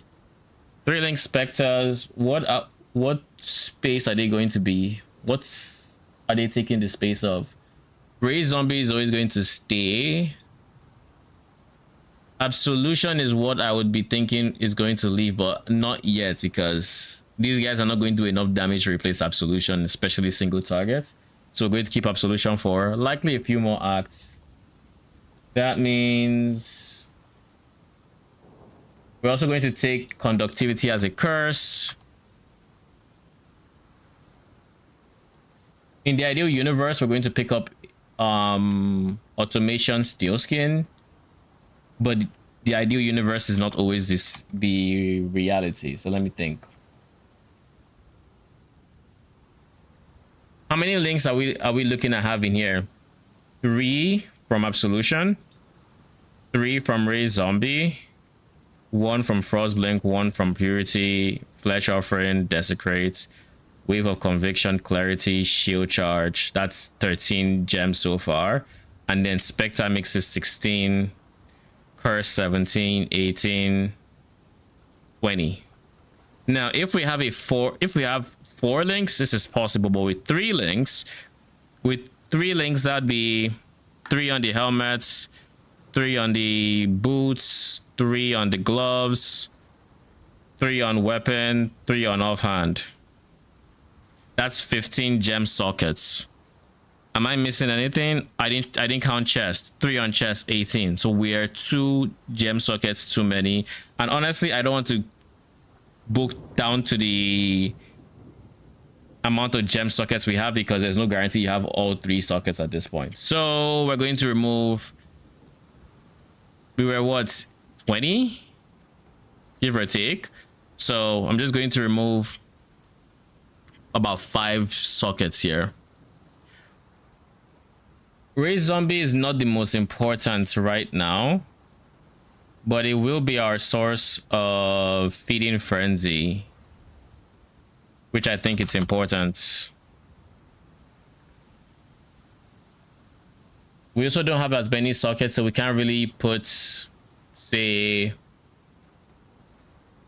remove minion damage, put zombies here. That could work.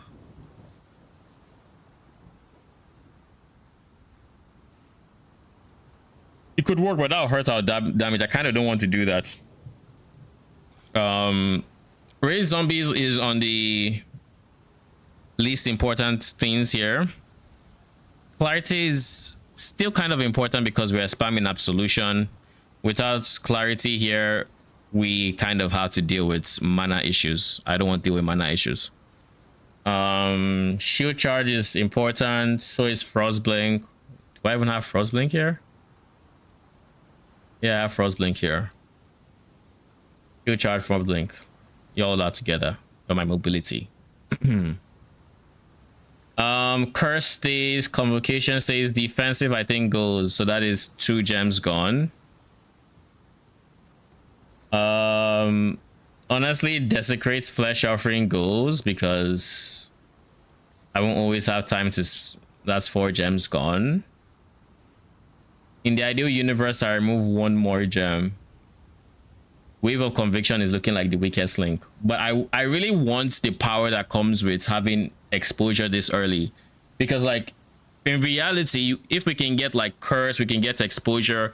These are these small increases in DPS that would make your single targets feel cleaner and make that fight go faster. You know, we need to have good single target for piety, because piety is going to fuck everybody up in terms of our permanent minions.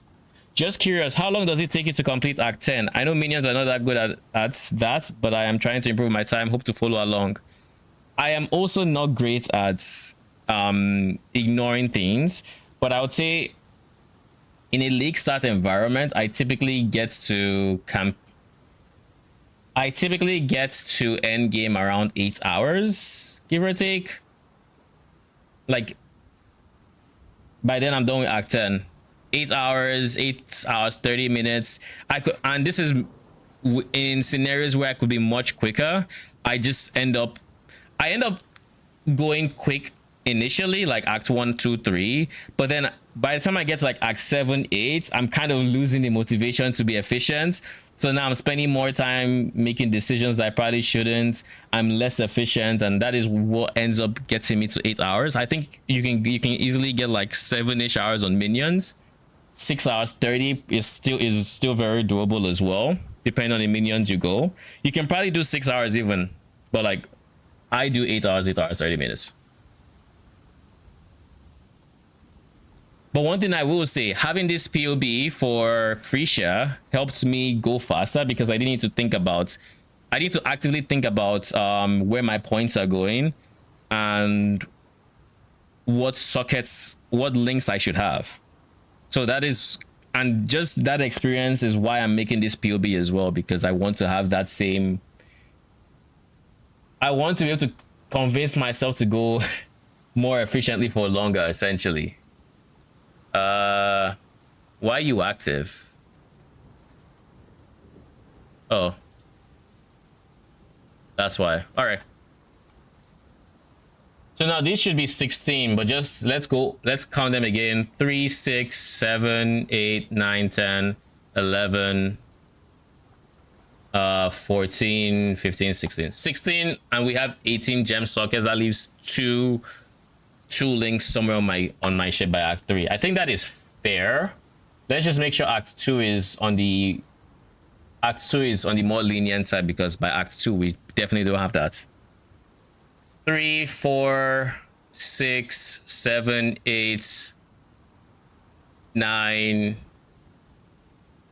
10, because we add a link here. 11, 12, 13. 13. When that gives me 5 extra, that can not be 3 sockets. That is fine, I think. This is fine.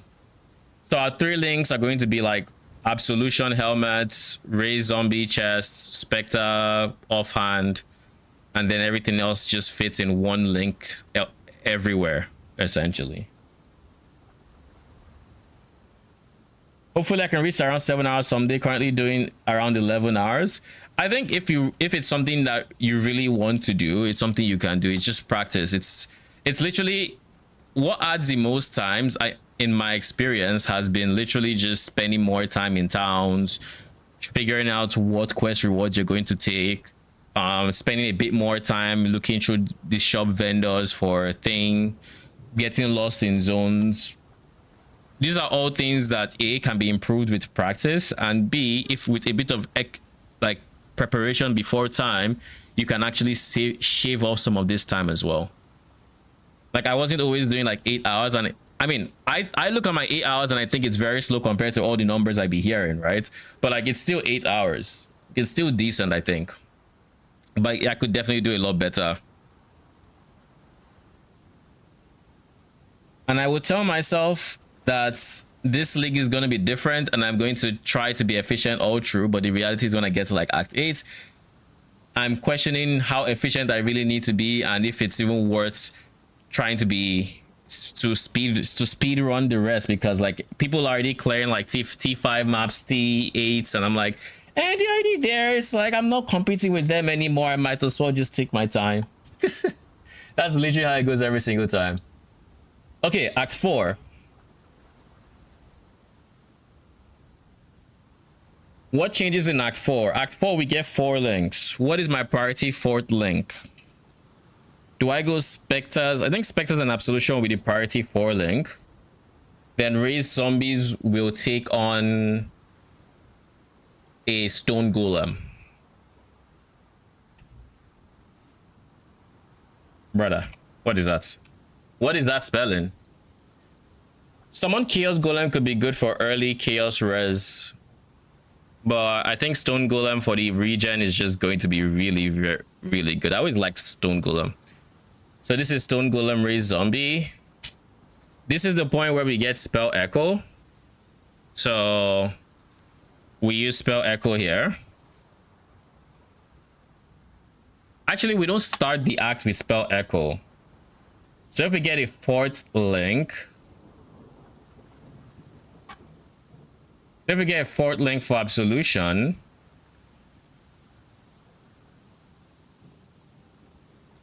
what should that be? I think we have access to control destruction at this point. Okay, let's do something different as well.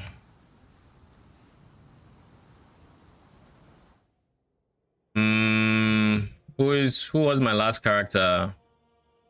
I don't remember, about EG Conic. It's fine. We'll do EG Conic.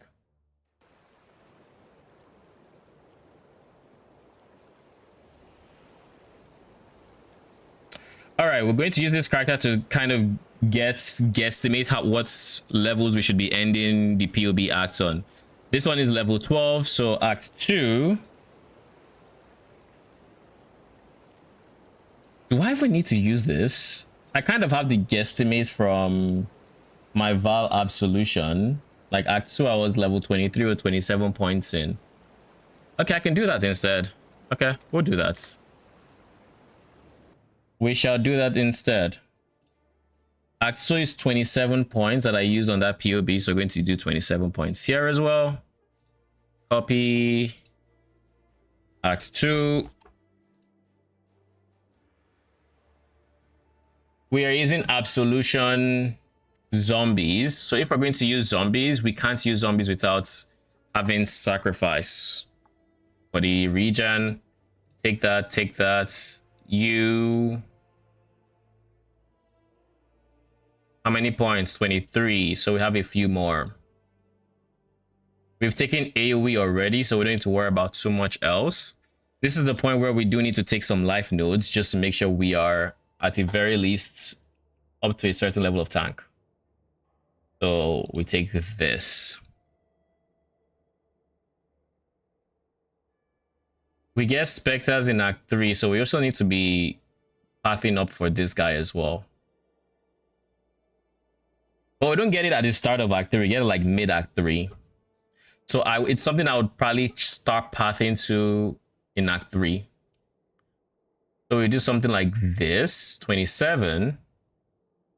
Maybe remove this. Let's do that. And I mean, at this point, we're regening 2% of our life every second. So we have some regen going for us, which is pretty nice. Then we have Act 3. In Act 3, we want +1 Spectres because we're going to get +1 Spectres here. What was the point? Where did we stop in Act 3 on this guy? Act 3 is 38 points. Oh, sure. Okay. 38 points. That means we are already almost out of points. We also want to start working towards getting some extra auras because we have Purity of Elements, but we can't really go for anything else. We can barely fit that on Clarity at this point. So we probably want to use the remaining 2 points to get here. Then Act 4.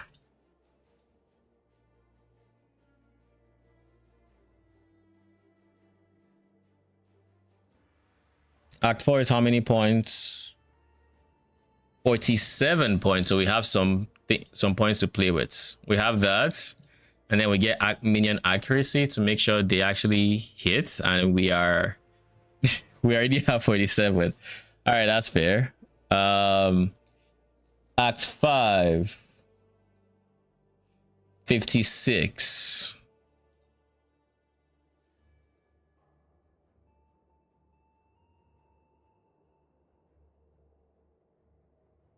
Act 5 was 56 points. What is important here? What is happening in Act 5? At this point, we have our spectres. We have some life, but not that much life taken. So I kind of want these nodes. We don't have that much damage either, but we're prepping up for Kitava fights. So the early res from this could come in really clutch. We should also be trying to get the start of like some block chance going. But I think we still only have 2 specters. Absolution, we're still using that. Zombies and golem, so we have some decent life regen at least. We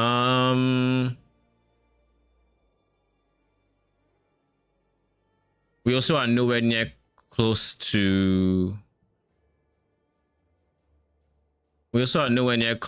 being ready for a leech, but we don't get leech until like Act 8. Yeah, Act 8 is when we get leech.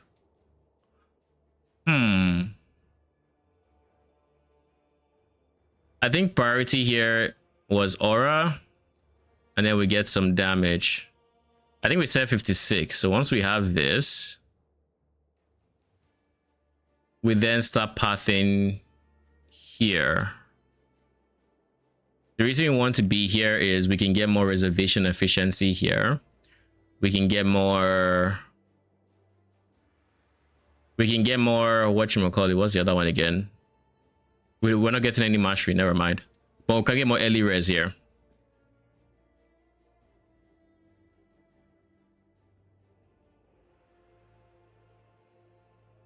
Yeah, I think this is fine. Act 5. But now the question I have is, looking at my low budgets, my absolute low budget PoB for this same build, this is kind of how it looks like.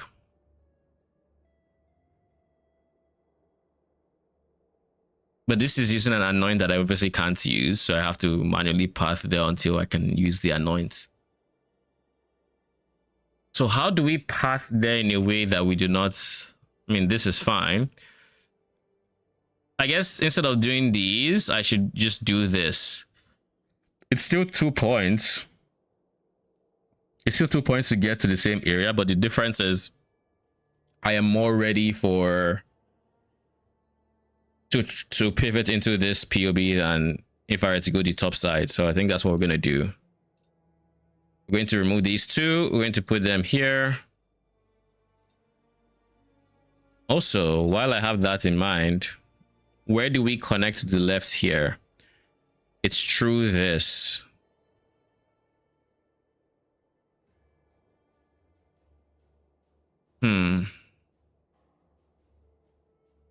That means we need to do some respecking, because we either do some respecking, or because we should have the goal to respec, or we try to follow this route initially. But the problem with following this route initially is that delays our death attunement by quite a bit. But not only that, I think it's just more points spent in general,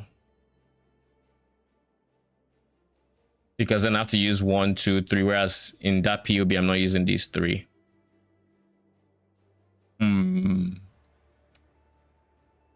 I guess let's go back and see when we take this, and if we can spare 1, 2, 3, 4 points. 2 points, 2 extra points. We'd be 2 points slower to do everything else. So I guess if we do this, and we go 1, 2, 3, 4, and then in Act 4, instead of linking this way, we go 1, 2, 3, 4, 5, 6. Remove 1, 2. Act 4, was it 51 points? How many points was Act 4 again? Act 4 was 47 points. This is way too many points for Act 4.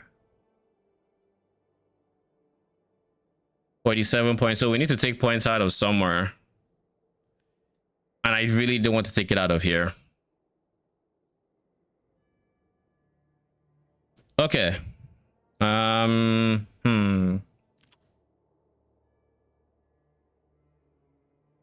don't want to get rid of the extra Spectre. I mean, at this point, the extra Spectre is not doing too much for us because he's still a level 1 gem. Doesn't have much life. One Spectre is only doing so much.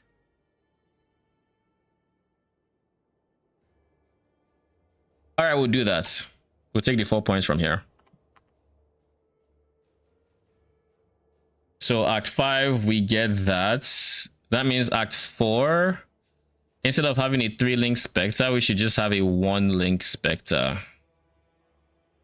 Just to level up the gem.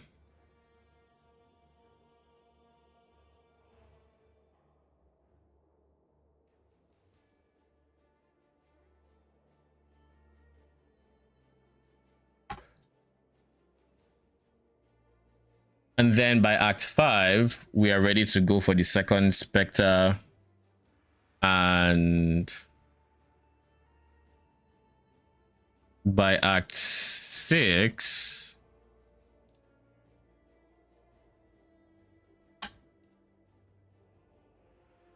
oh wait, Act 5? I took these out, didn't I? Those are not supposed to be there. Yeah, okay. That's fine. Act 6, I now use 1, 2.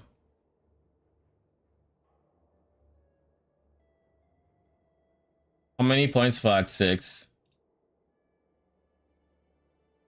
Act 6 is 58 points. 5-8. Wait, what? Act 5 and Act 6 are 2 points apart. Oh no. I respect? No. What is this?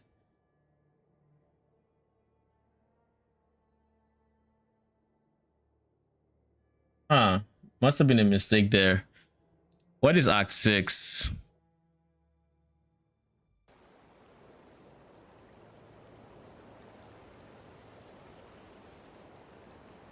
Act 6, it's level 50.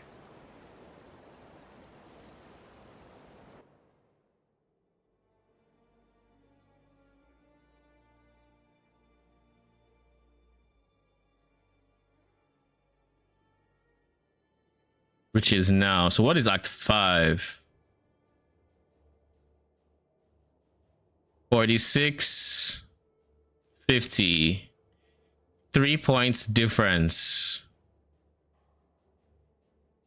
Something doesn't. Okay, no, 4 points. No, it's 4 levels. 4-point difference. Okay. Is it really 46? I probably shouldn't have logged out here. But I kind of don't want to hear the water.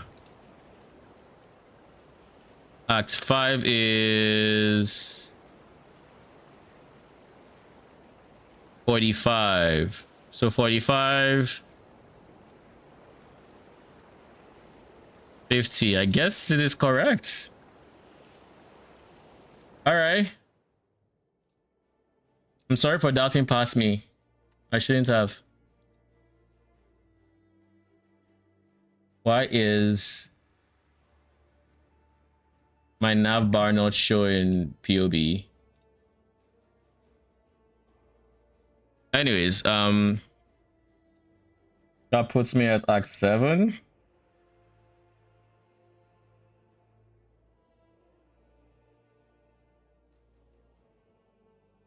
And we Act 7. That is 66 points. We get some leeway there. All right.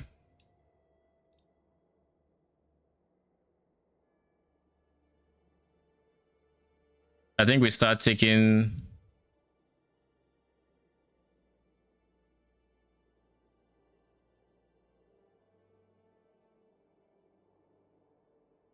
We start taking some of the life masteries because we're going for all the life masteries in the eventually.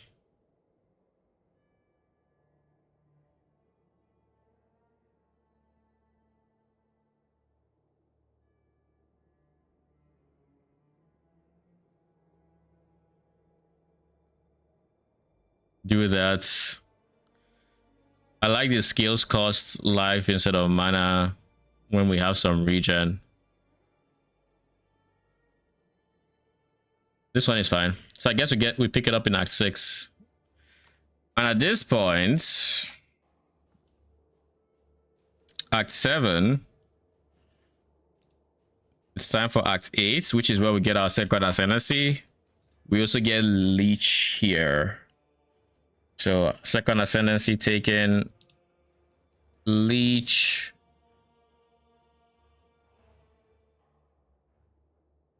Do we pick up Eldritch Battery yet? I think so. So we can now, in Act 8 is where we drop Clarity. We no longer need it. We also obviously take this one. How many points for Act 8? 74, so perfect.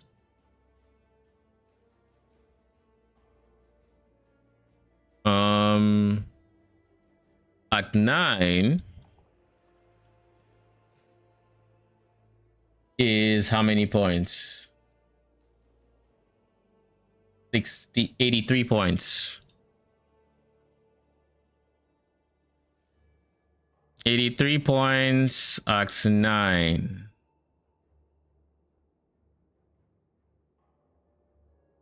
We do 1, 2. We start getting some block.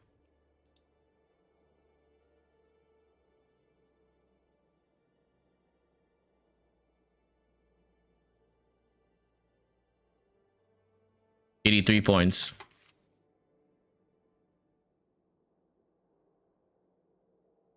And then by Act 10,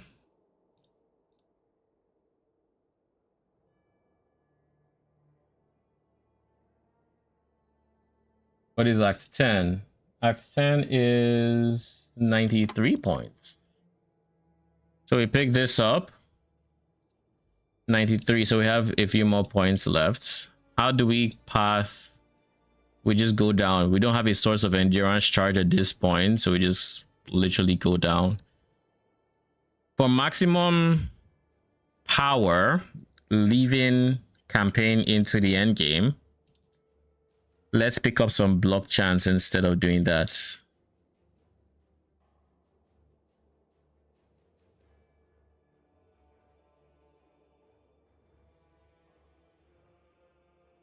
And then we stop here. And the idea is we have easy access to this for when we get our source of endurance charges. We have easy access to this so we can actually pick up blessed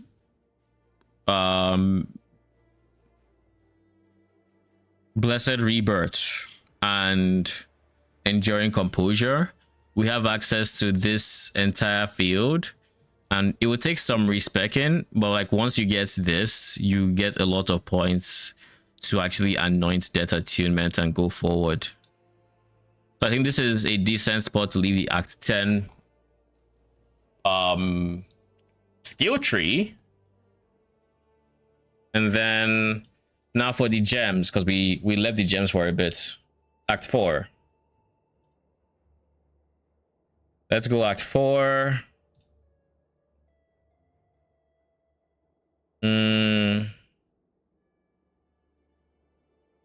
By Act 4, so it's Act 3. I wanted to say one link Spectre. Act 4, we're now one link in it.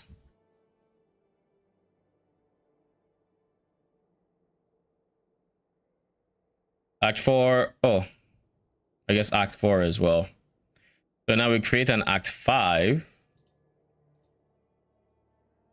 And we're probably going to keep this until, because I think Act 5 we get basically every single gem we are kind of going to have, even, or that we're going to use in some capacity up until Act 8. Like Act 8 is where I see potentially changing because we get Leech, but even then we probably do not. So we'll see. Act 5 plus for now.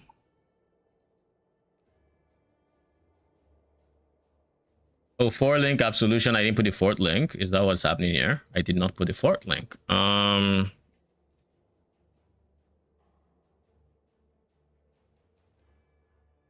What was that 4th link supposed to be for absolution again?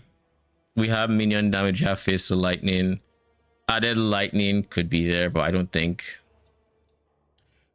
Let's see, what was Act 4's 4 link for absolution again? Spell echo, was it?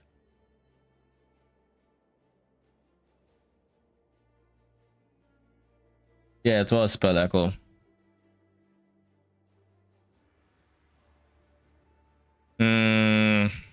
Spell echo.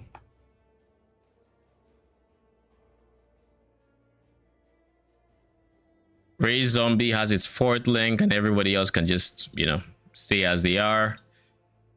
I removed offering and desecrate. I might want to re-add them. I might want to re-add them, maybe put the red highlight because they might not last depending on how tight sockets are. But let's see. Desecrates, flesh offering. And then we copy this. We delete this. Copy. Act 5 plus. And at this point, this is where our Spectre becomes a 4 link itself. Maybe not a 4 link, maybe a 3 link. We have Hyri's Watch in it. And honestly, if we're going to use Hyri's Watch, that means where's conductivity? Curse is red, because in 5 we're going to switch this to elemental weakness because the Spectre does cold damage. Spectre,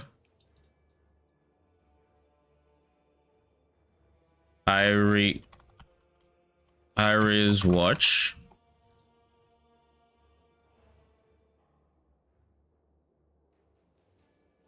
I don't know that having mid Act 5 changes, but we'll see.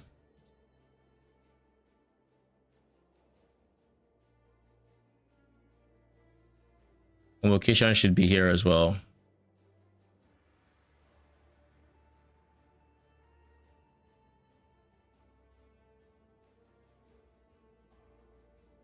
Rename this Act 5 so that I can put Act 5 here.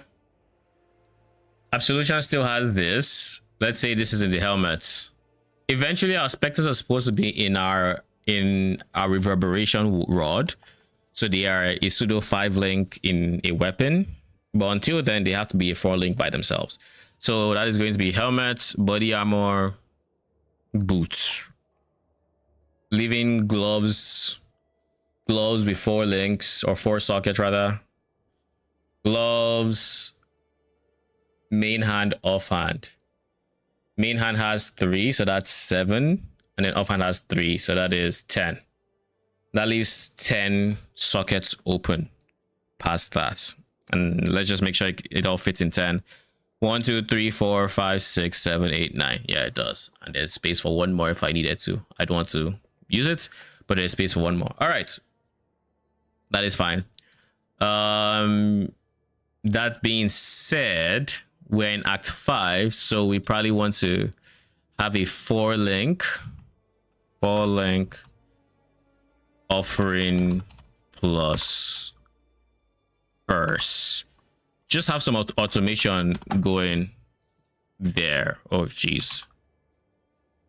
Let's remove this. And that would be Arcanist brand. So that is the last socket that I had.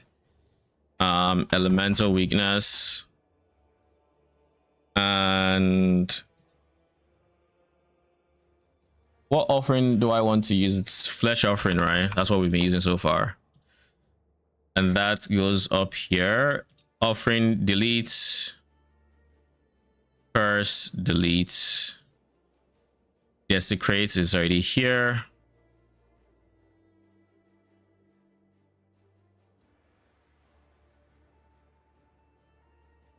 Desecrate, flesh offering in that order. So now this is helmet, chest, boots, gloves, and this is main hand, offhand. No space for... What's the name of that? There's no space for faster attacks, but I think that is fine because we get attack speed from here. So shield charge should still be fine. And then we still have access to Frost Blink for mobility, Purity of Elements, Wave of Conviction, etc. And honestly, in this Leaguestart, we have an onset ring. I kind of want to remove the onset ring. And then I just throw this away. That said, I do not actually remember what I wanted so badly in that socket. I don't know if that's weird, but I don't remember what's supposed to be in that socket. So I guess until I figure it out, they should have faster attacks. Until I figure it out, and then we can remove. Faster attacks is on the chopping block there.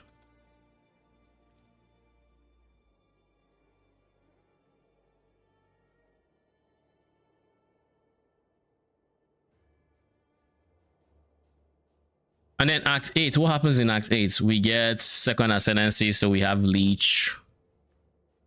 Nothing much changes there. I think this is what we just use until endgame. At 5 to 10.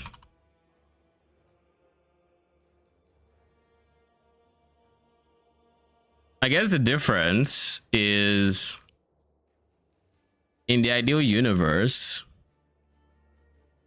Oh shit, I haven't actually put links. So pierce, lesser multiple projectiles. I want to say added cold damage would be best for Harry's watch here. Minion damage is not an option. I think added cold damage is the best, but the problem with added cold damage is we get limited by dexterity, and it creates this problem where we have to keep using dexterity to use it more and more. So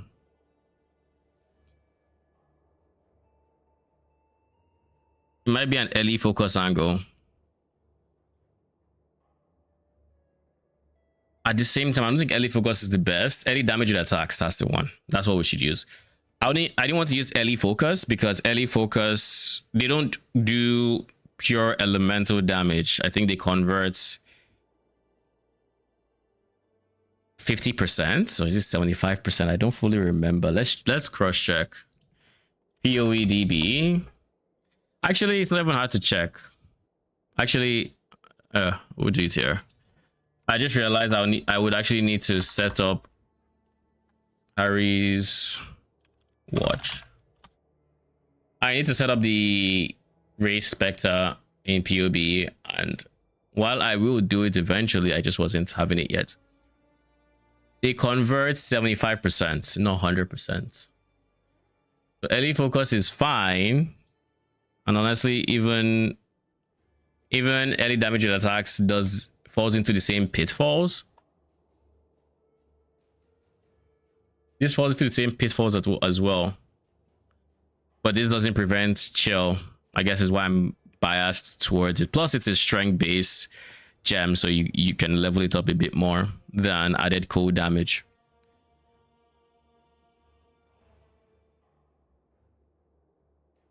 Now, added lightning damage. Nah.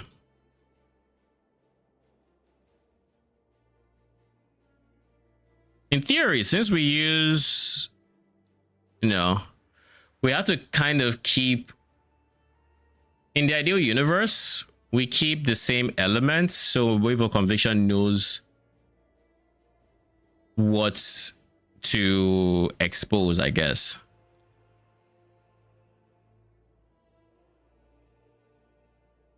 I.e., in this case, it's probably going to be lightning, so if I can lean everyone to lightning, that'd be fine. So what we really need to test is this.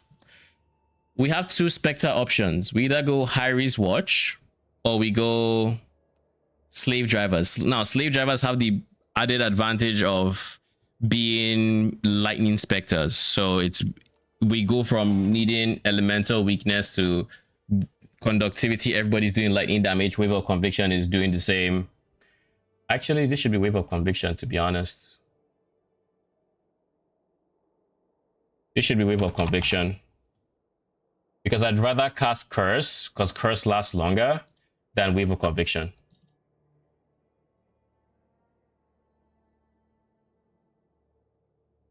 Curse. Wave of Conviction. I guess I should type it out in case people don't know what... I mean, they can always just check, but...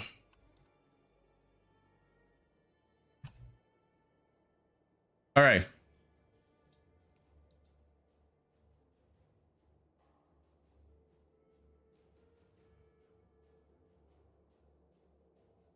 Yeah, this is realistically what I want to test the most. I want to test how good Hyrie's Watch are at this level of investments, Act 4 investments / Act 5 investment. I think Act 4 we're not actually using them yet, so Act 5. Act 4, we don't even need Convocation if we're not going to use them, but it's good for his race zombie, I guess. Eventually, too, this has to fall off. You know, I'm just not remembering. We can't keep it this way because in the ideal universe, these two drop off. We get 2 damage, and then 2 damage gems, and then you go somewhere else.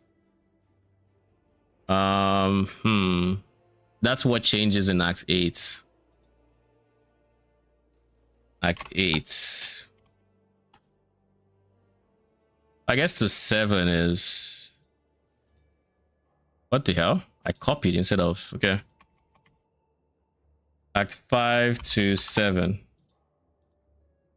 Act 8 plus. And in Act 8, we get Leech, which is also when we pick up... It's when we pick up... Eldritch Battery. Which means we no longer need Clarity. So Clarity is gone. We still use Purity of Elements, but at this point we have so much... Wait a second, did I not use Wrath?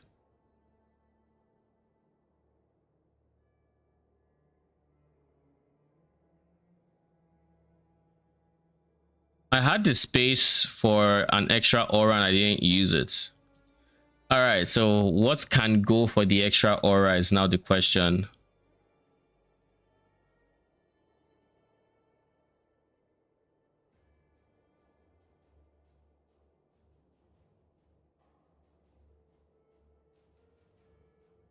Convocation. I mean, raised zombies are nice, but they don't quite have all that much damage right now. So I'm thinking Convocation goes for Wrath. We don't need Convocation this early. Not before we have Spectres that are actually... Not until we have Spectres that actually do damage, which by Act 4 we don't, so... We're going to switch Convocation here to Wrath Aura.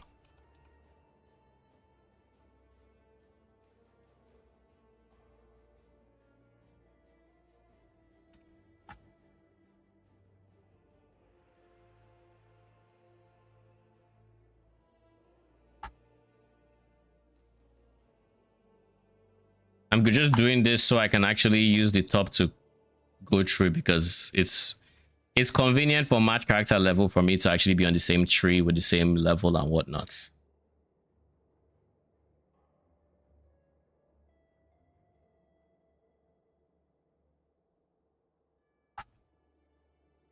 It really doesn't matter, but we're going to do this anyways.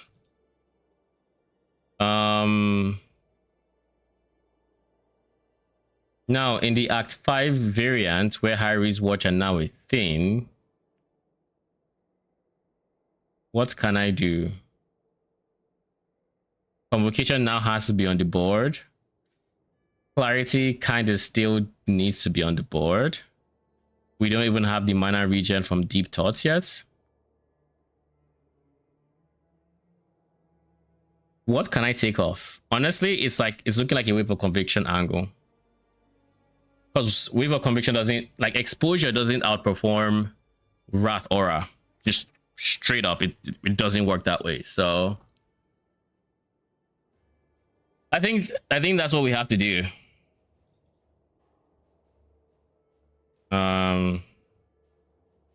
Wave of Conviction for elemental weakness. Then Curse. And this is Wrath.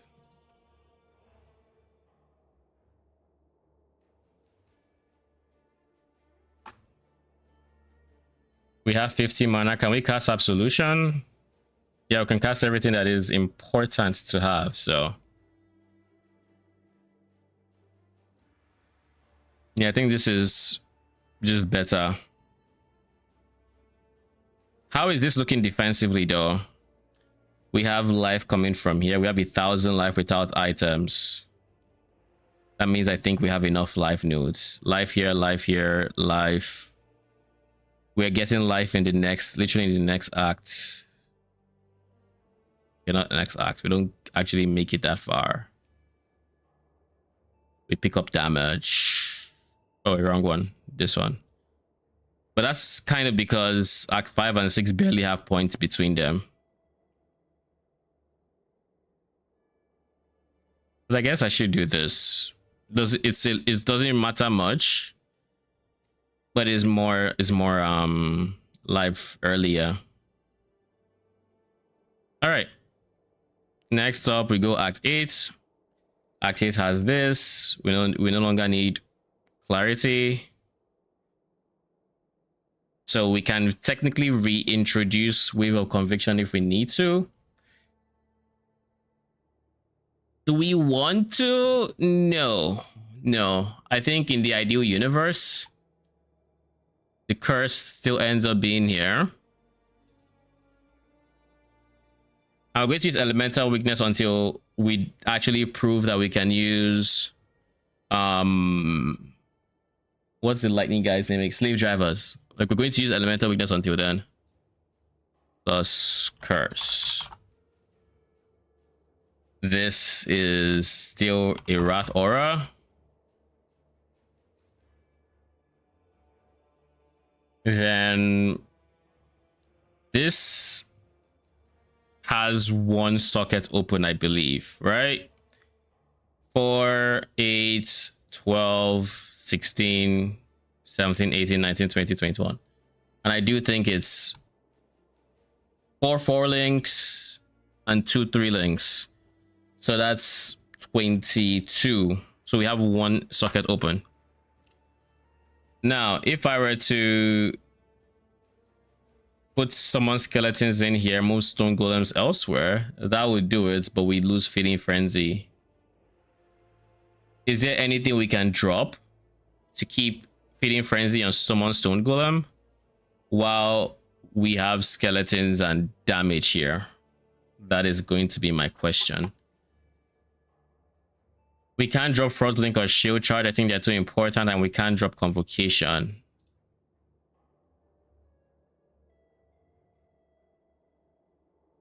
Purity of Elements. We're nowhere close to being ailment immune through other sources, and I would rather not drop my ailment immunity because I would still need it later on, and it's just comfortable to have the extra rares. Like, I wouldn't want to drop it there. Shield charge is like the weakest link, if I'm being very honest.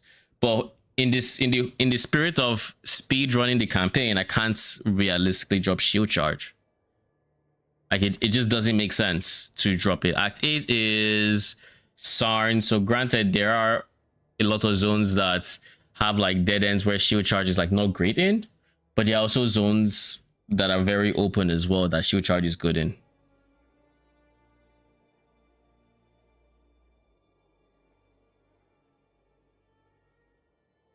We could use an unset ring to hold one of the 1 links, so we can then use a 2 link, but I think that is too specific. I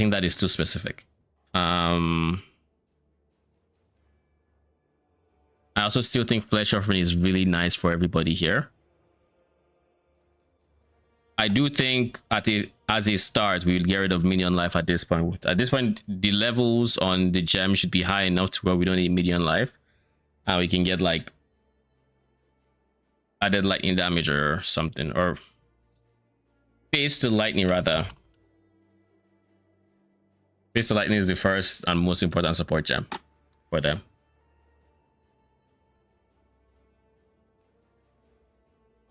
And realistically, I kind of want that to be the same case in Act 5. I want them to use Fist to Lightning here.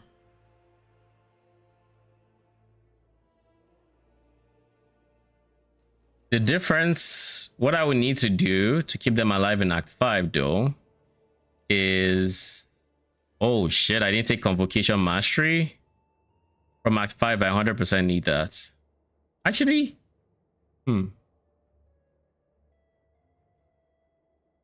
do I? Act 5, I start using my Spectre, so I think I do need it by here. No, wasn't Act 5 where... No, that's Act 4. Act 5, I do need it.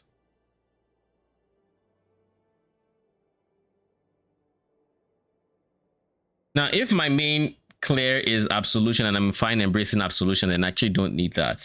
And what I would instead get is Recover Life on Minion Death. Because then Absolution... Wait, no, Absolution doesn't die. SRS dies, Absolution doesn't.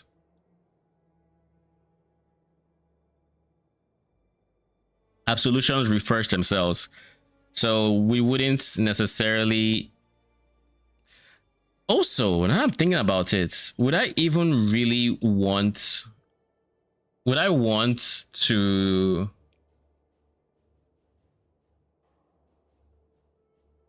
Would I want to cast Summon Skeletons while I'm casting Absolution? Probably not. If I'm using Absolution, then this is kind of what I have to use. If I drop Absolution, then I can cast Summon Skeletons, because then I can use Vow Summon Skellies, and that's kind of, that would be kind of giga.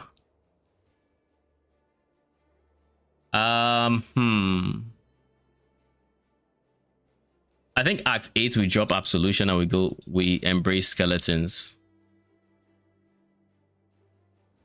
If there's any point we are dropping Absolution, it's here. It's in Act 8. But that said, I'm honestly fine just leaving it as is, using Summon Stone Golem for damage, using Feeding Frenzy, leaving it as is, because they will have some damage. It's not going to be great, but it's something. And they still have Feeding Frenzy to give Absolution, as the case may be, and eventually when we get to endgame, we then switch to Skeletons instead of Absolution, convert their damage to Lightning, and go from there. Now, if Absolution is frustrating me, then I can just swap them at any point to Summon Skeletons. And I think Summon Skeletons is literally plug and play. The only difference is I'd remove Spell Echo for something else, like added lightning damage or something. So I guess we'll see which is cheaper, Val Absolution or Val Summon Skelly, and that will determine what goes in the 4-link. I think that is fine. So we don't actually need to open up any Jewel socket. We are fine as is. Summon Stone Golem just stays here.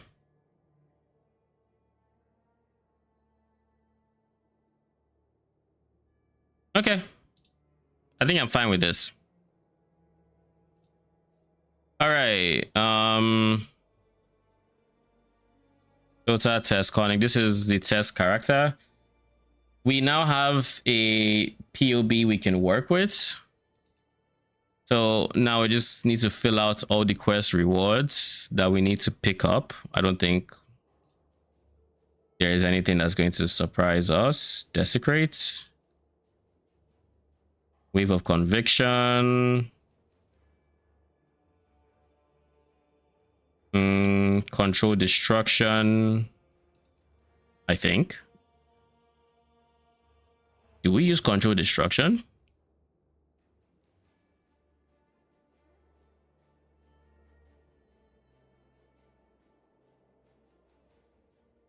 No, we don't, but we might use it. We might use it if we were to go.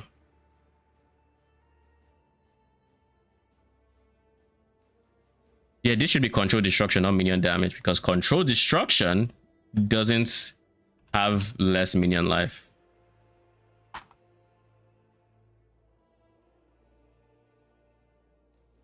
Nah, okay. The only reason I'm inclined to use minion damage over Control Destruction is because we've been leveling it up so far, and Absolution's life values aren't problematic. On other people, sure, but Absolution, no. And on Spectres, it is, but we just use Control Destruction instead. So is there anything here we actually might use? Probably not. Still Control Destruction. Then we pick up Minion Life for zombies. That's about it. We don't touch Minion melee phase or anything like that. Act 3, Conductivity, Early Weakness, Purity of Elements, Wrath. I think that's about it. And then summon Raise Spectre. This is a build that doesn't necessarily need Animate Guardian, so I probably shouldn't use one. Probably shouldn't. Yeah, nothing else matters to me. In this area, Siosa, we get Meat Shield. Not Meat Shield, Feeding Frenzy. There. We don't pick up Meat Shield or anything like that. We pick up LMP, I think.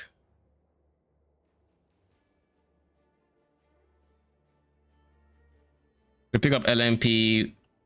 We don't need Pierce. We already have Pierce. No, we don't have Pierce, actually. I think we pick up Pierce here as well.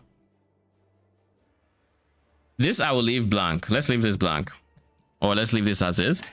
The reason is we're still favoring slave drivers if we can make them work over. So if in that universe we wouldn't use LMP, I don't know that we need anything from here, but we would take it. We would take it and would consider it. Yeah, we take Stone Golem. None of the others make sense. And for this guy, we go Arcanist Brand and Spell Echo. I don't think anyone else matters.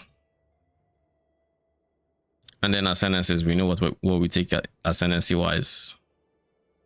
Oh yeah, that reminds me. Act 10, we take our third Ascendancy, and it should be Mistress of Sacrifice.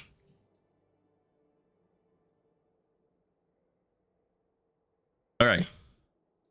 Act 1, save. I think we're fine for the most part.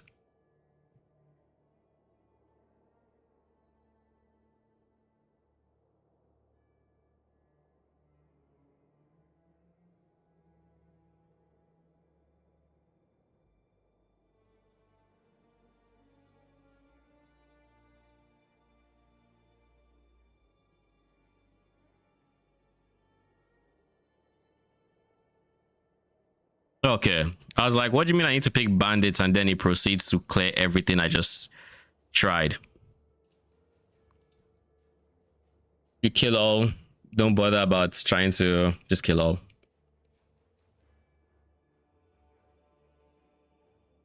It's going to tell me to pick this, so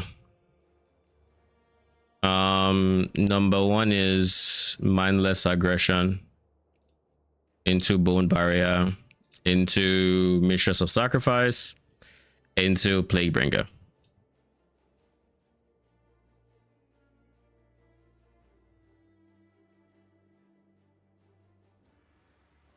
And then we copy this and we put it in the notes section. Quests, reward, quest rewards.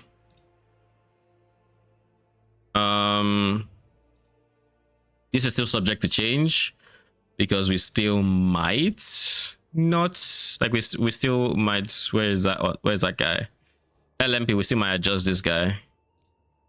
So we're gonna go back so we actually still have the list, and we're gonna test a bit. Now we're going to end stream in like 30-ish minutes, so I imagine we're not going to go too far, but I do want to get started at the very least. Oh yeah, I should deal with loot filters as well.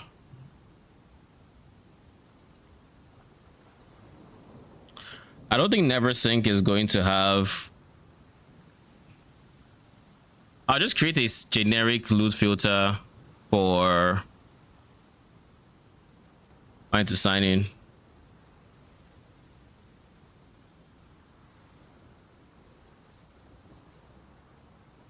Oh, Jesus.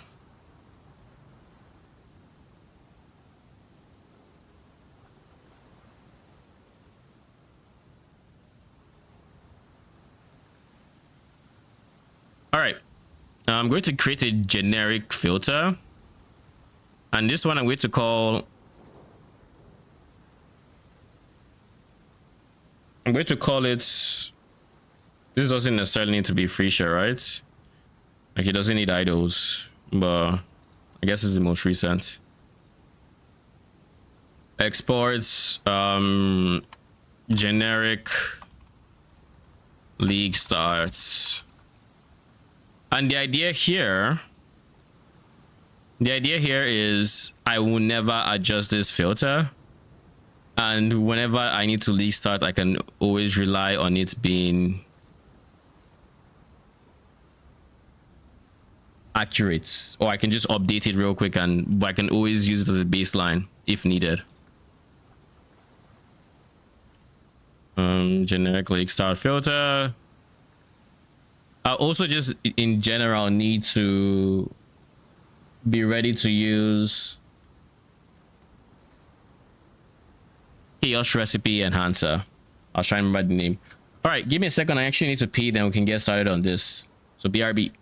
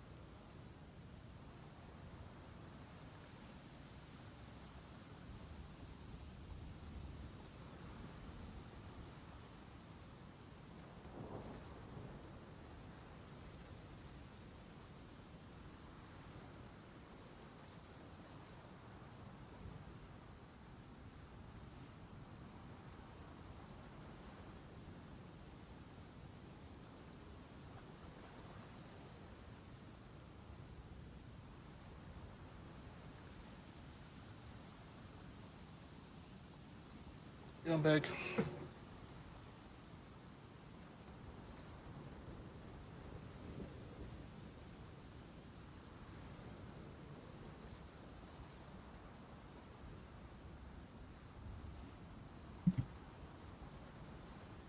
I am back. Welcome back.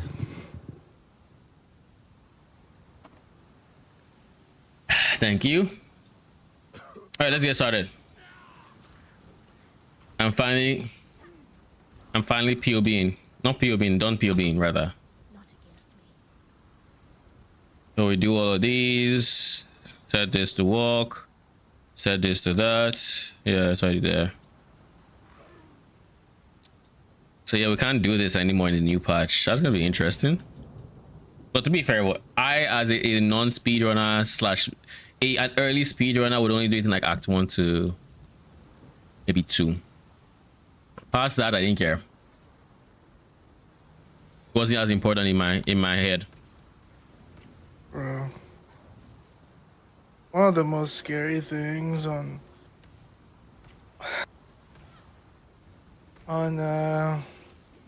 Vanessa is a fucking cutlass. Because if they have any amount of crits, Why Cutlass? Because the 2 hits. And I thought I'd be a dead woman by now. Why Cutlass? Because it's I feel multi. like it's almost guaranteed to be like so much damage. Like if they get the crits. Talk to character, Yeah, recover your basically, yeah. lost void stones. Oh yeah, this is I saw Lion Eyes. this is my standard character, and the reason we're using this standard character, okay, let's not destroy all of these. The reason we're using this standard character is because there is every possibility that I will need to play around with gems on this playthrough, and if I do, in the name of testing, then being SSF would be very, very limited. Where's rolling magma? Farewell. Arcane Surge supports. Yes? Do we have access to early Prolif? No, Prolif is after killing Heorike. All right, fair. So we have Arcane Surge. I know that stench. Just like my sisters. Upon the pyre. We just skip this one entirely.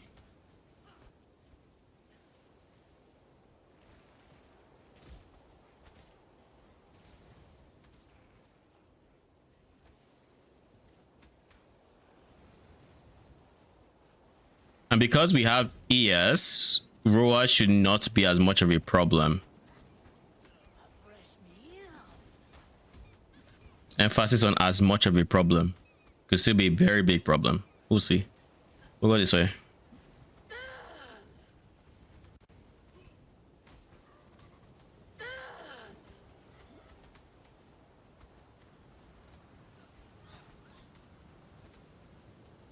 And I outran her.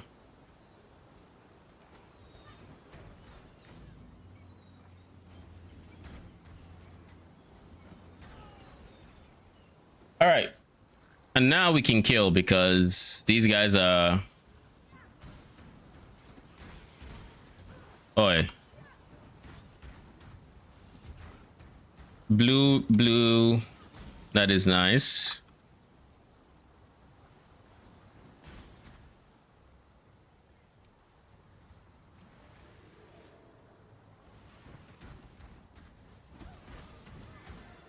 Okay. You are being problematic, my dude. Thank you. More links will take it.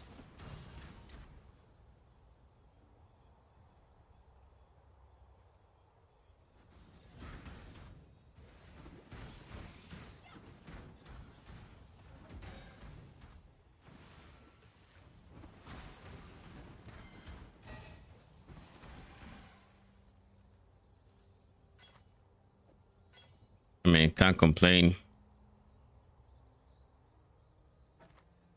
Okay. Can't use it with the wand, but this is fine for now.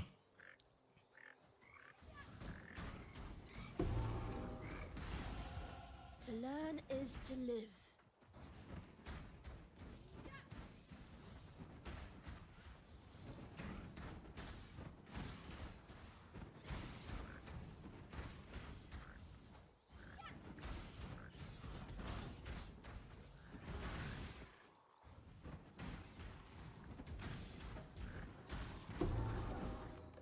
Oh. Take the second scepter. You see where the third thing is, and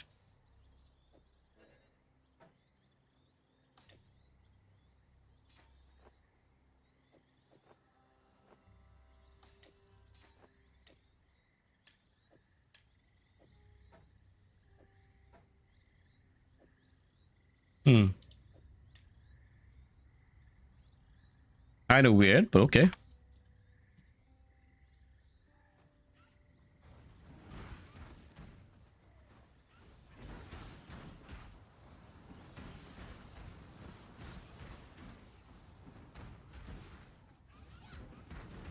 Okay, I'm fucked.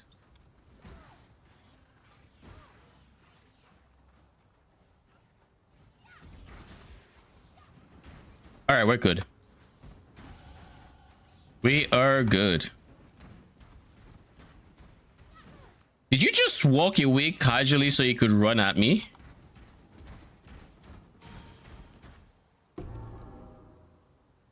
Okay.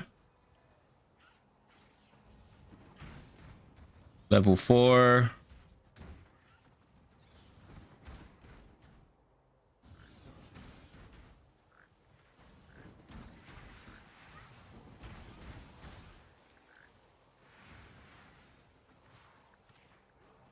Let's try to get rid of that unique. Ooh, this early?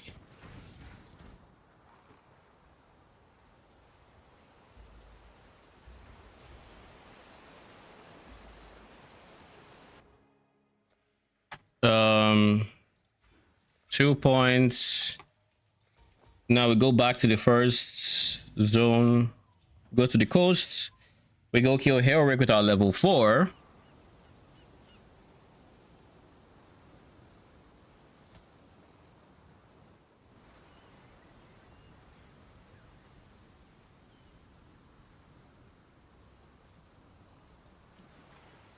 More times than not, I find my guy is always at the bottom of this cliff, so I've just started going there naturally.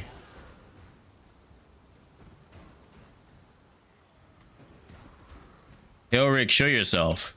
Why is there? Okay, cool.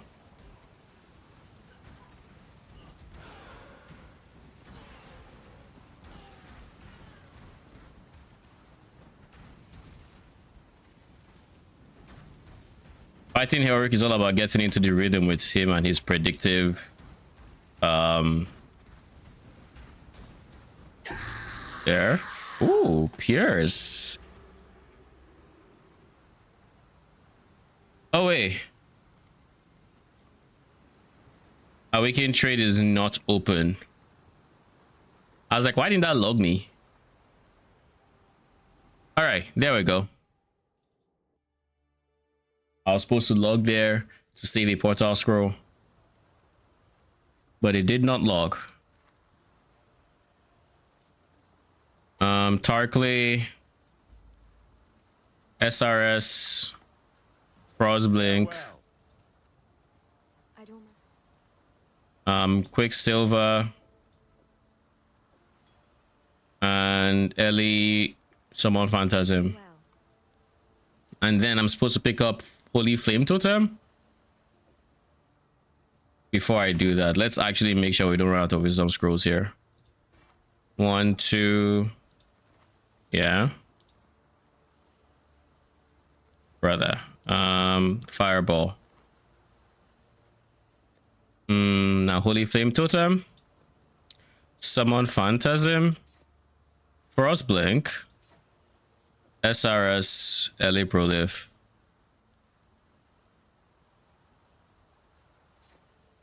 And now we're going to switch to SRS because I kind of just hate using rolling magma. Realistically, I should keep using rolling magma, and realistically I should also have LA Proliff.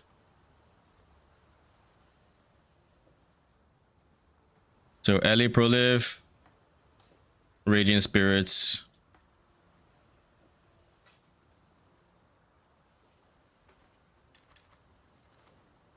All right, now we have Raging Spirits, LA Proliff, and you. Do we have Flame Wall? We can't afford the boys. Flame Wall in the options here, not yet. All right, cool.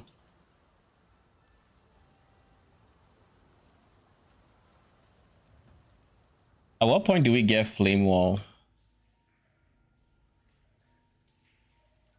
I think it's here, to be honest. Where's Flame Wall? Flame Dash is here, not Wall.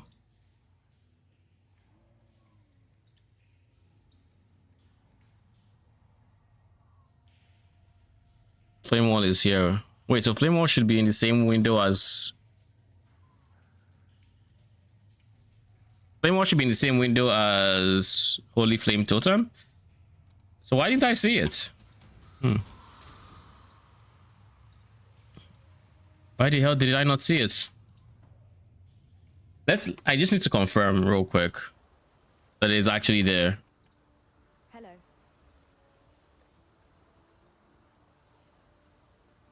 Oh, it is. No. It is. Okay. All right. Be well.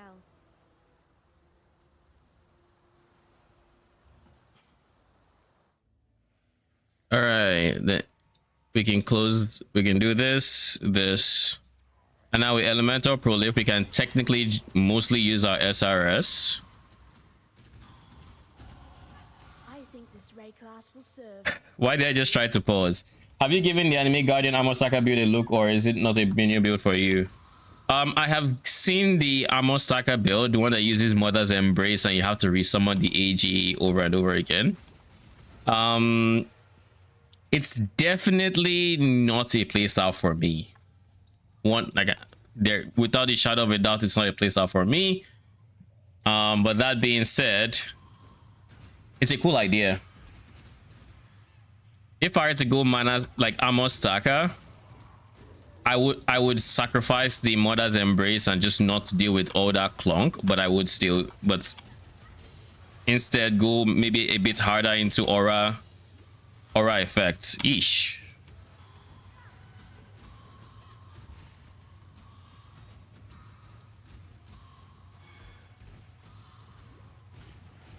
So here we drop a portal because we are going to come back here. I think you can probably make up for it with the mercenary. You mean for not using Mother's Embrace in terms of armor, getting to the same level values of armor? The question would be what would the mercenary give? What would the mercenary give that would be good for armor stackers? I guess unique, they could have like maybe some uniques that potentially buff. Ow, ow, ow, ow, ow. Chill.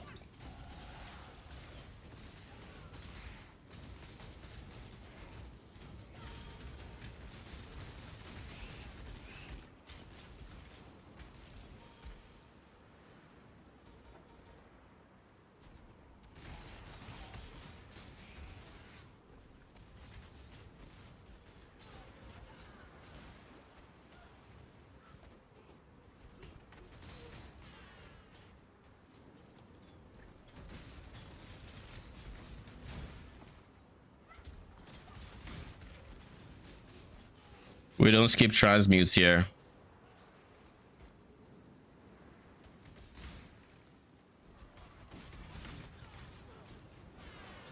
We also don't skip orbs of chances.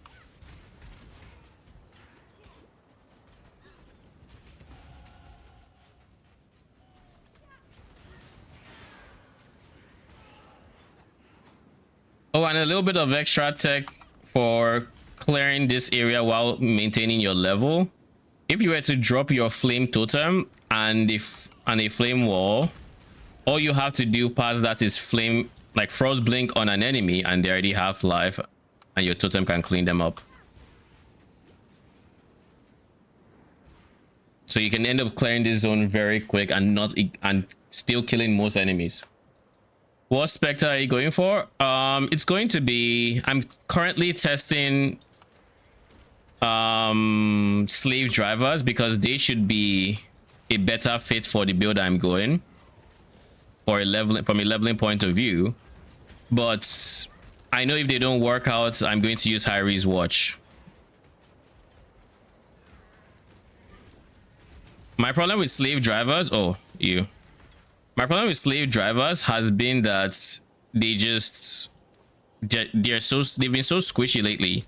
Like, I feel like the damage requirements or survivability requirement for specters in settlers was a bit higher thanks to greed. I'll leave it. Nah, let me take it. Was a bit higher thanks to orichalcum or being as I won't say as problematic as it was, but being that.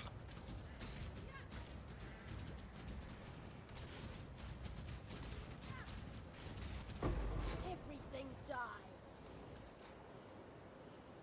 So if next league I don't have to feel like I am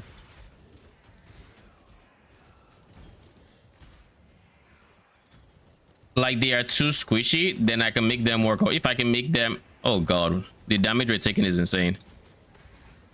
Or at the same time, if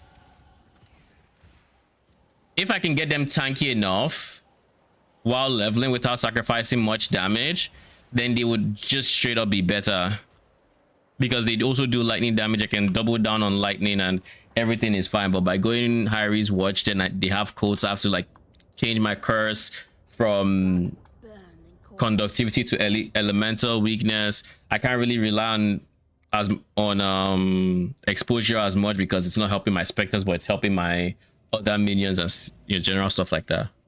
So in the ideal universe, slave drivers would be the best choice. Here we go for this crab. We have 3 levels. We just do these 3. Once we're done with the crab, I think that is when we get melee splash. That and level 8. We are level 8, so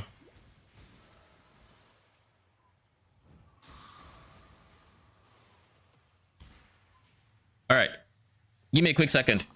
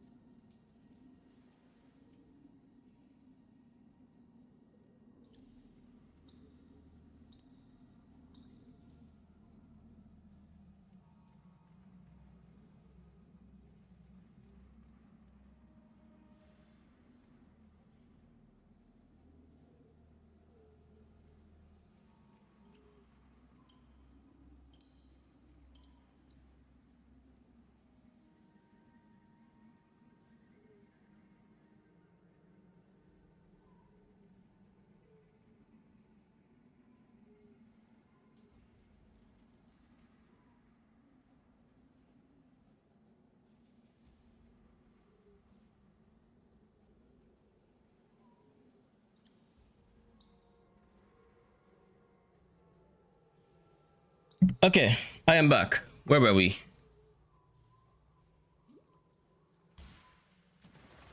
But yeah, I am currently, I'll be going for slave drivers if I can, and then if not, Hyri's Watch. And all of this is so we can eventually go reg defilers, of course, as our specters, endgame specters of choice.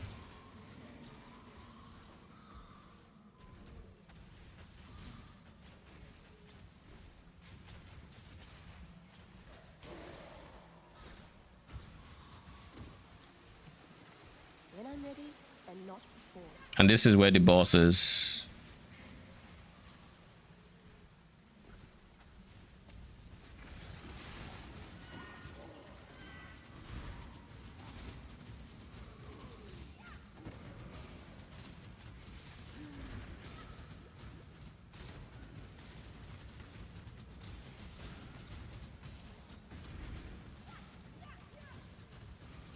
I need more mana.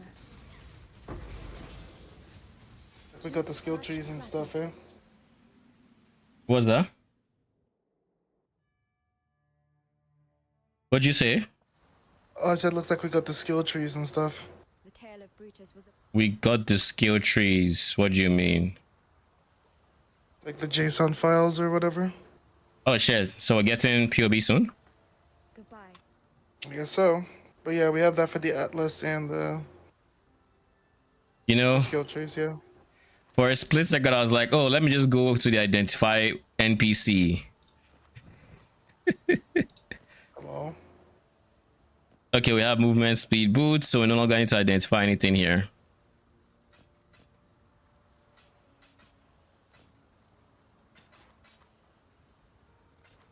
While we live, we are blessed. Added lightning damage. We'll put you on holy flame totem for now.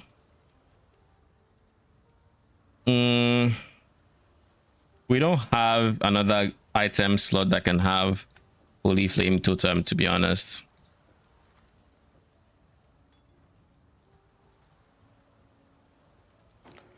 Tarkley.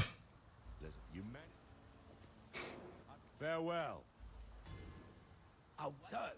Bester doesn't have anything to tell me.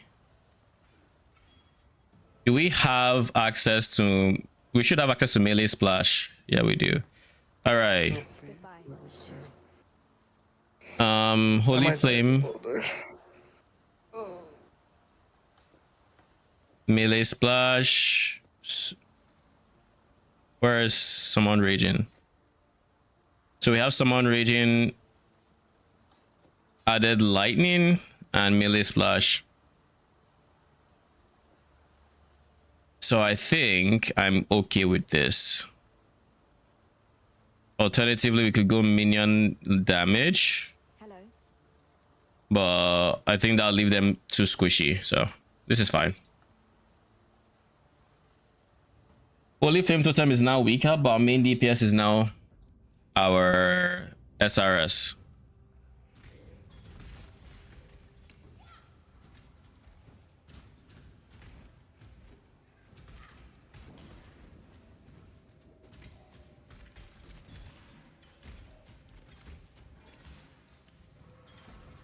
When I'm ready and not before. This is where we do lab, but I do believe it's standard, so I should already have the lab thing.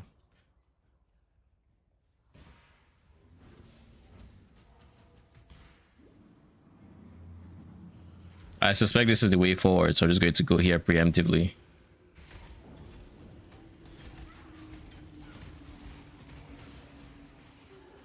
Oh.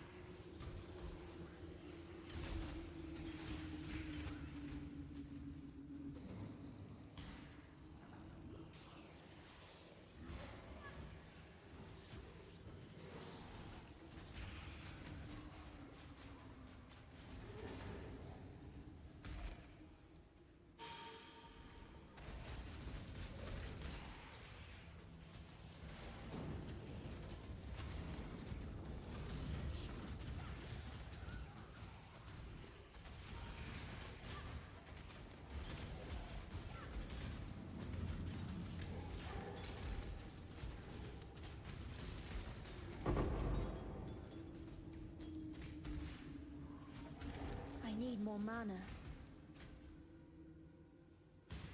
There's no universe where the exit is this way, right? Oh, it is. I also kind of messed up by not switching this flask, but it's fine. It's not. I thought I had a spare mana flask. I did not. Parents brought you here, sister, to the one place where your talents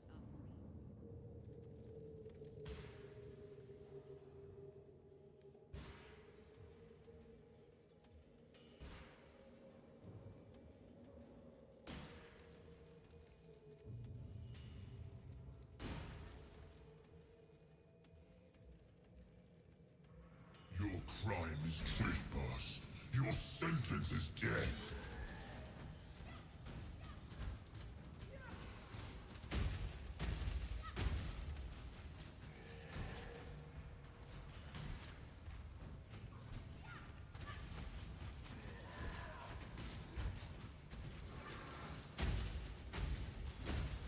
I did not miss being at every corner.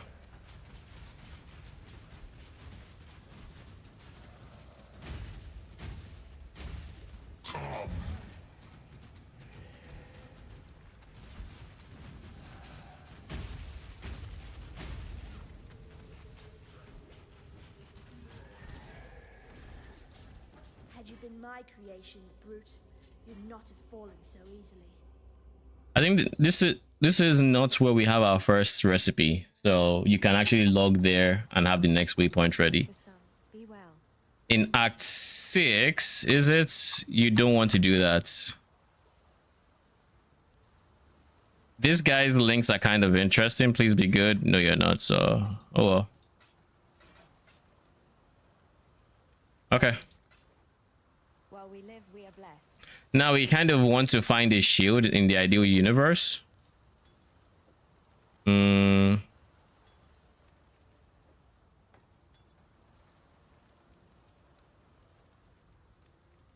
We should buy zombies so we can just keep leveling them.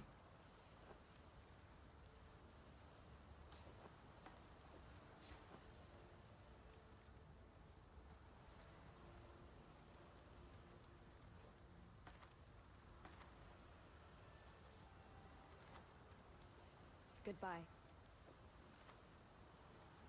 Just organize my inventory a bit. Is there lag? Slightly. All right, prisoners gates. And here, all you want to do is you want to find the cliff. There's going to be one edge of the road that is... Did I see something drop? Nope. A cliff here. This is the way forward. The other end doesn't have a cliff and will take you to a dead end.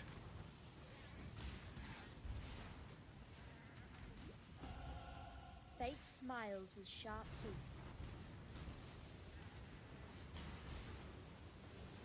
When I'm ready and not before. It should be up there, but let's see. Not entirely sure.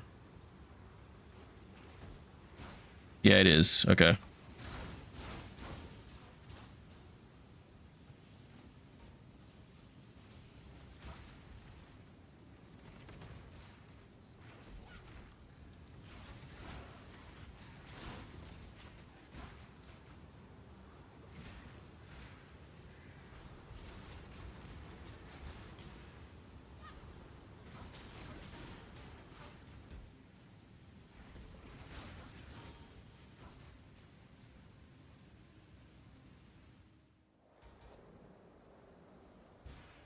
Sirens appear to be dining well.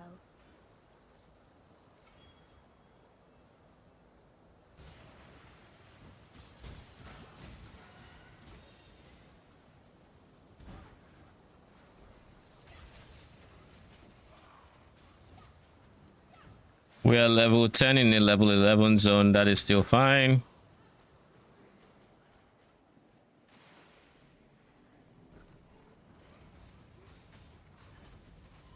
This should be the exit. Nope. Okay.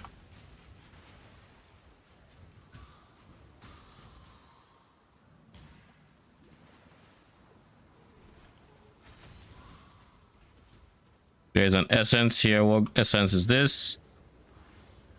It is bugged, but it is wool, so that is what, cold damage? Or ES. I think it's ES.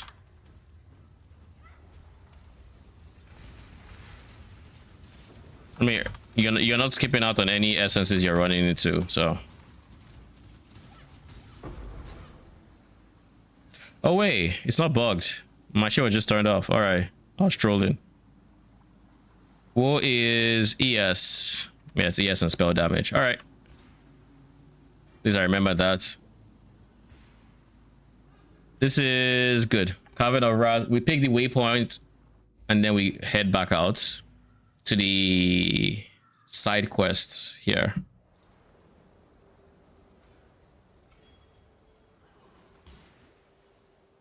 Which should still be in this general vicinity.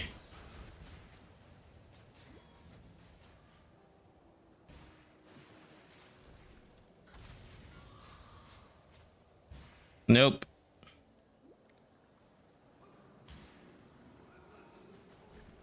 Where on earth is this exit?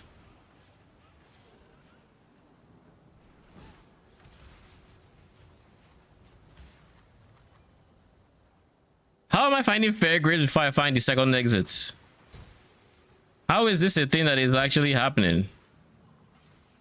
Okay, fair grades, come show me where it is. Because, like, it's not making sense at this point. I think I do not have a belt. Yeah, that was my first belt. So that's Fairgraves. We've still not found it. Like, in most cases, it should be here. So, like, the fact that it's not is insane to me. But okay. I finally found it.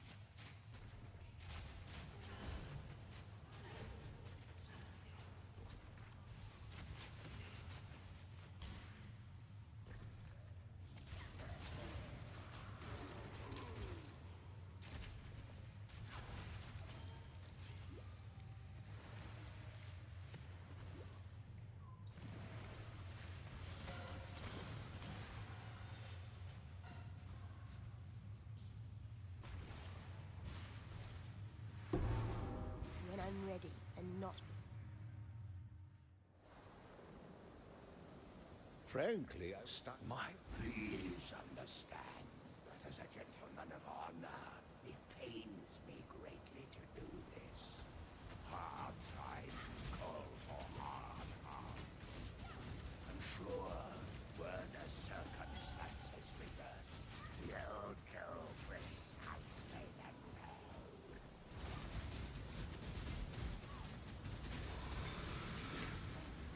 And that's how you die properly, sailor boy. No half measures, thank you. I'm not going to bother arranging my inventory. We're going to log out. I think I saw a 3 link that could be decent. If you must.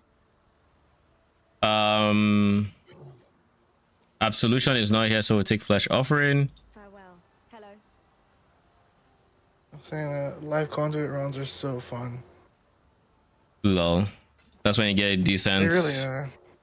enchant. Obsidian. I had Obsidian, yeah. Lol. Farewell.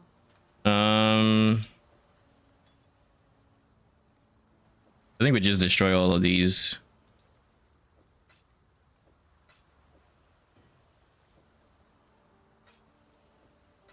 Okay. No, let's do this. All right. We've cleared this up. Not using... No, we'll leave this here. Then the Obsidian Railgun says, hey, where you going? Lol. The numbers on that shit is so insane, brother. Tar clay. We get clarity from this guy. Farewell. And then I think we actually buy absolution is what happens here. That's enough, go. Hey. Yeah. Good. Absolution. Got you.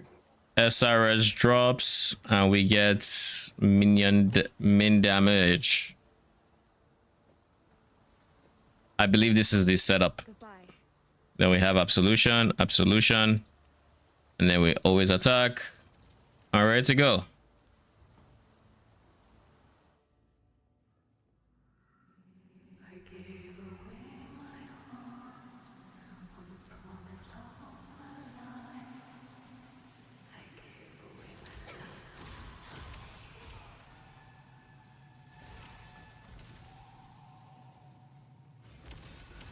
And at this point, I should be giving them AoE, so I need to get that AoE mastery now.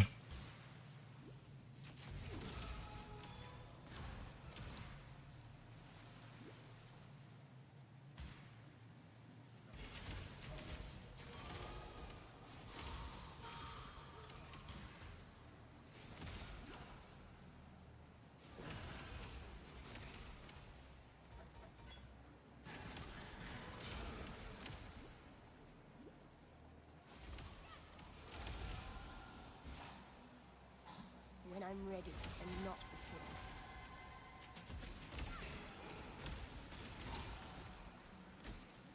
The fact that I haven't gotten like an actual better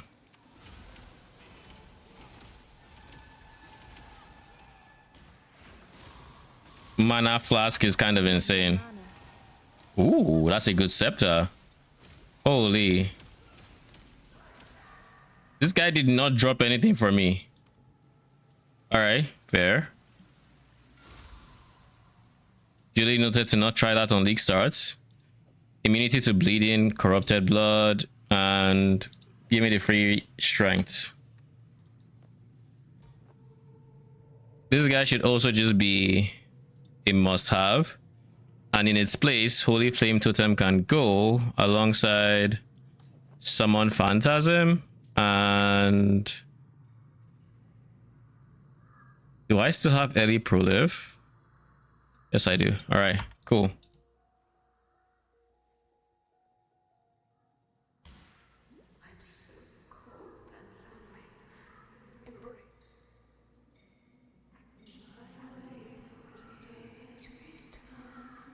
Brother, what am I facing?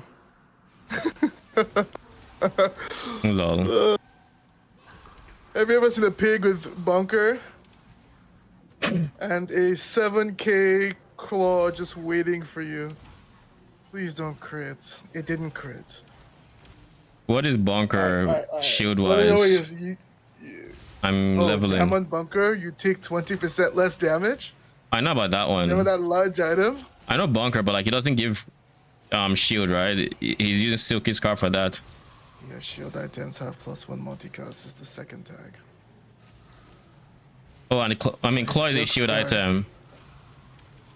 Yes. It's silk. And guess what else? Let's just guess what else he has. Because just why not? Why shouldn't he have the soul of the district? Lol. Lamar. And the silk scarf. And the crusher claw that's toxic. So when that thing touches you, you're taking the biggest poison of your life. And we prevailed. We won. I You clipped it for won? to see later. All right. Yes.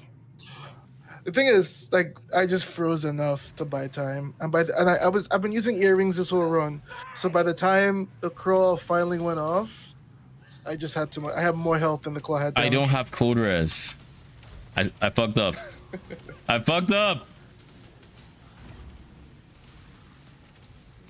Let this be a lesson. Do not do this without cold res. I mean, I'm not going to die, I don't think.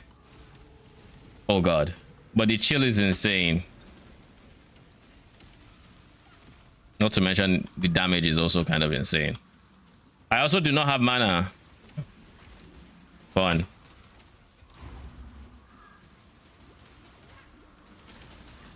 I did not drop a single upgraded mana flask.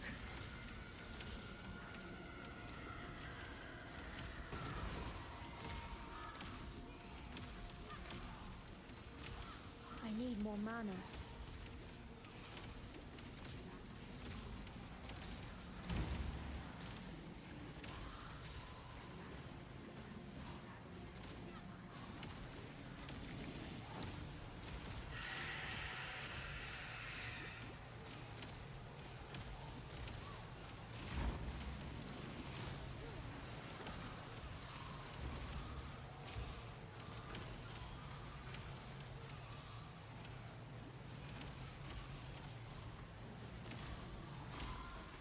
All right, that was less of a disaster than I thought it would be. Did this to you.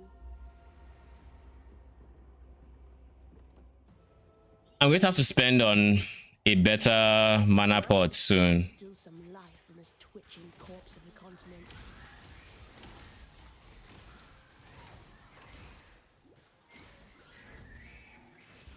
Jesus.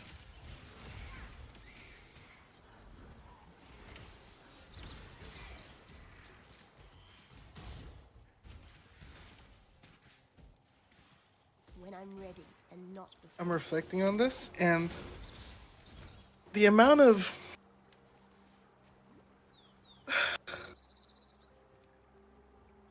what?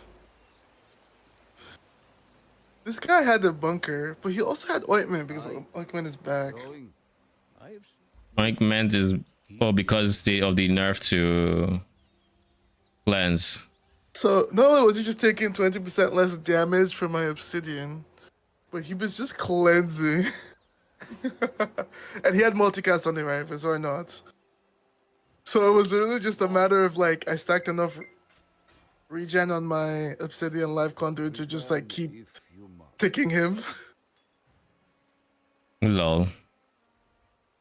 Because he had like 10k HP, which is honestly not a lot for a pig, but it was day 13. Did I really drop Frostblink? Huh. I do not remember if I dropped Frostblink or not. Either way, all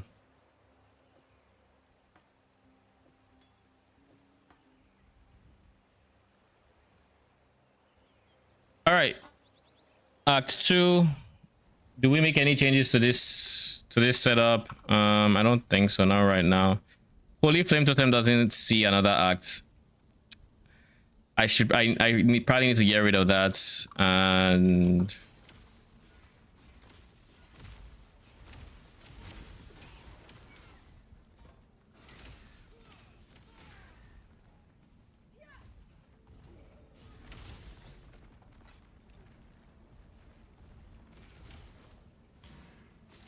if I did not have my extra movement speed flask, this is where I would get it.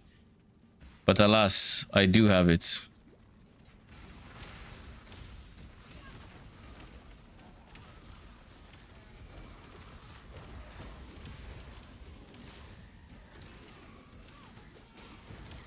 I need more mana.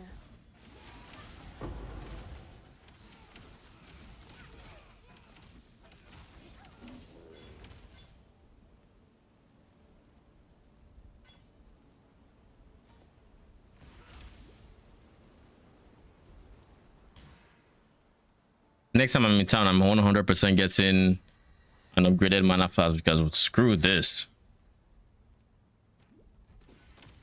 RNG doesn't want me to.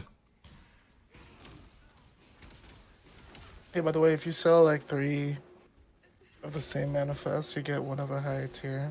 I know. I know being sarcastic, but I know. I'm not being sarcastic, I'm being helpful. By telling me the same thing I told you this morning. I am Yina. We can afford. We'll go for the greater mana flask. Actually, we can buy a lesser and upgrade the smallers we have, which would be cheaper overall. But I don't think it's time to go back to Act 1. This is a waste of time. This is something I probably shouldn't be doing day 1, but like proceeding without the upgrade is also just not an option. I thought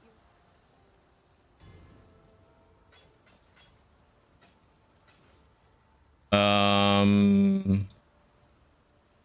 Small mana flask. Farewell. While we live, we are blessed.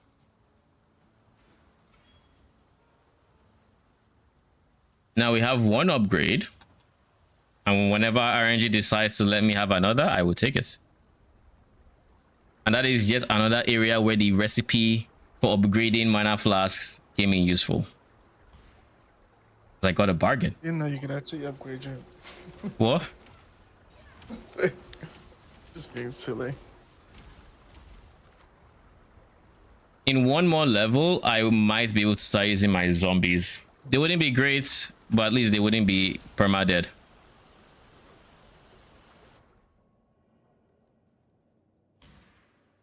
The air stinks of thaumaturgy. I could learn a thing or two here.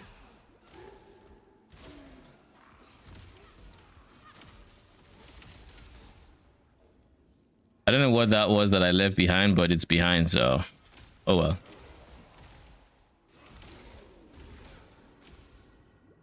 Am I lagging?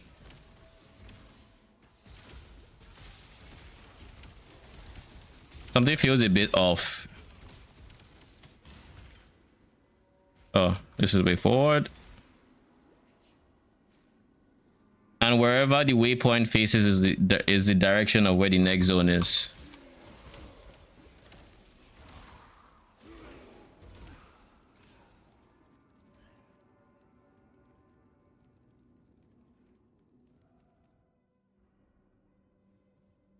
This is another area with labyrinths, but because this is, well, standard, we're not going to bother with that yet. This is my first ring, Jesus. Recognize myself.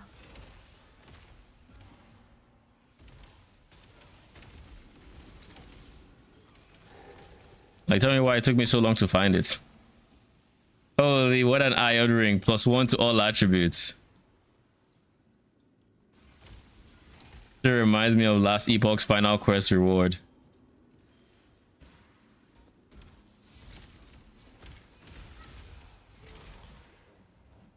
Arcane Surge will take all of these. They're just free fodder for whatchamacallit. Ooh, Tempest Shield we can actually keep. But yeah, basically free fodder for Scrolls of Wisdoms.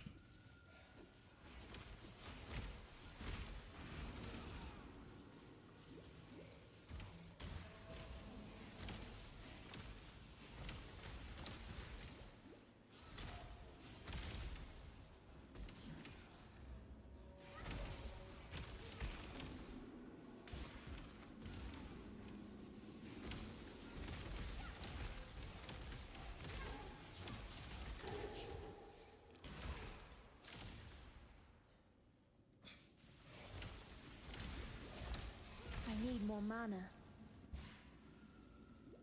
There we go. This is the way forward.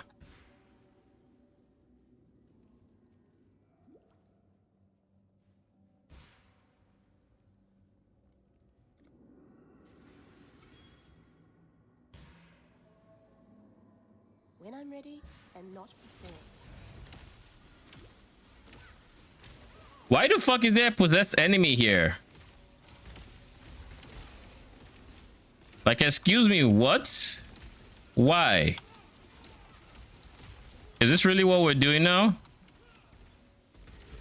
Can we focus on the person who is, you know, trying to end my existence? Please.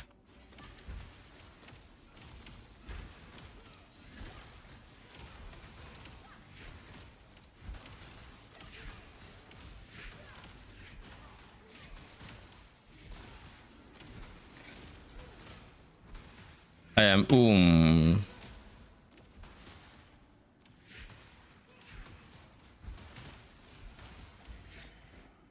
much clutter.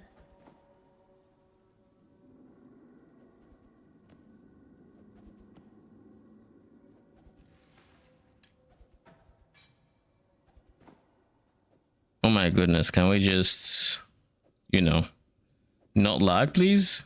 Thank you. Appreciate it.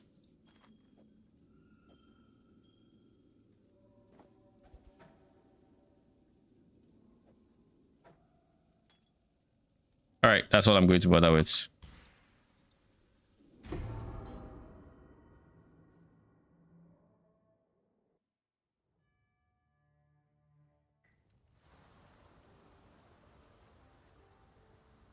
Arcane Surge. Oh shit, we are not using our clarity. We should be using clarity. Arcane Surge, Body Swap, Temper. Nope, not Temper Shield. Everybody else.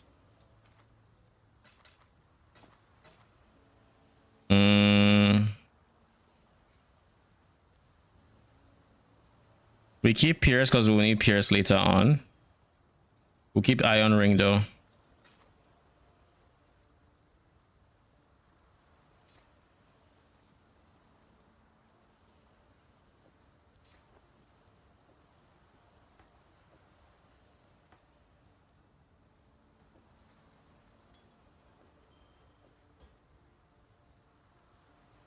All right.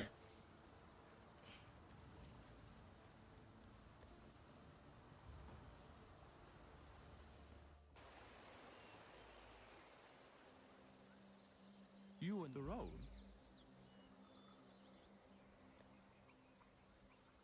Be well. Desecrates. Return if you must.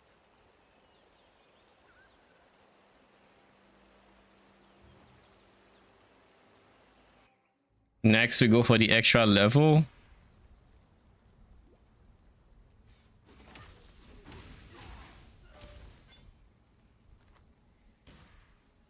Transmute, I have only one extra transmute, and I have no alteration, so I'll have to keep going for transmute until I can get some alterations.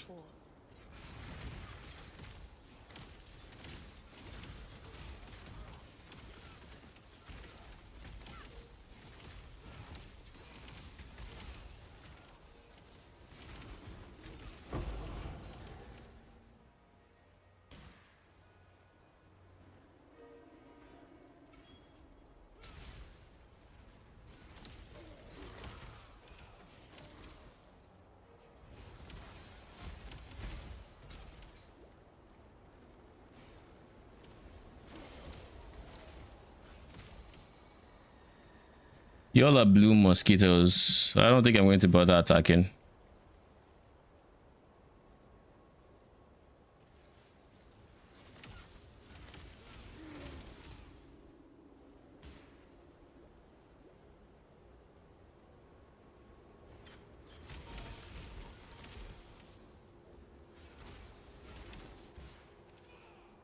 We see the exits.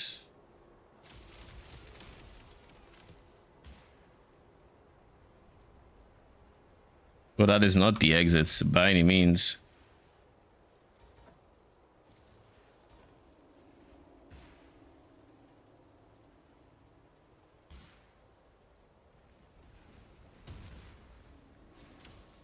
That is unique. Oh my god, what the fuck? What are you doing there? Now, my Holy Flame Totem honestly should give way for zombies. Where are my zombies? Zombies can get melee phase or melee splash and then minion life. We get minion life, I think, after creating or after this square, something like that, maybe.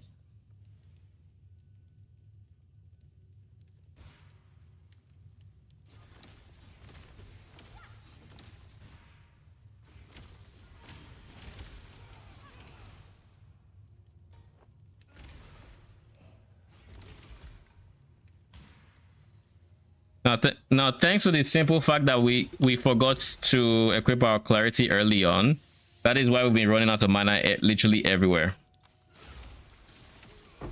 So thanks to clarity, we are going to soon be able to not need a mana flask, and the upgrade is not the upgrade would have not been necessary if I remembered, but alas, I did not. And this is why we have the planner, which I am currently not following for whatever reason.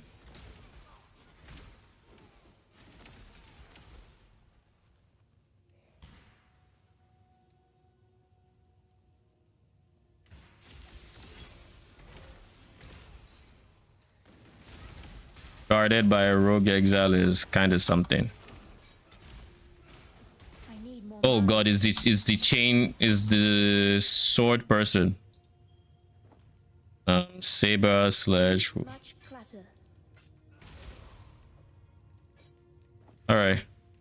I'm not going to bother with you.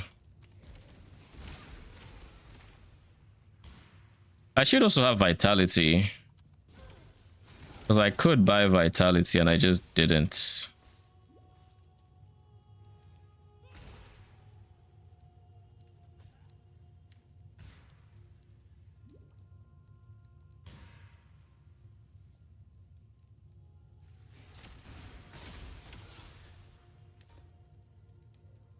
This is an area where you get your lab done. Which I forgot to mention earlier. Get a bit of Caspi there.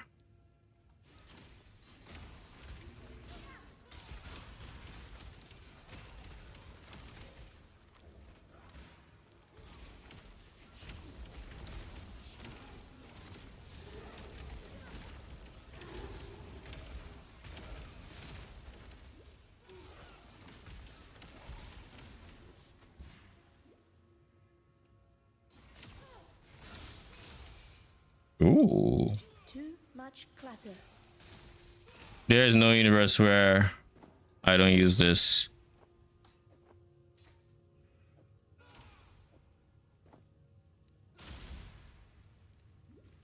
That's a 3-link right there. And not before.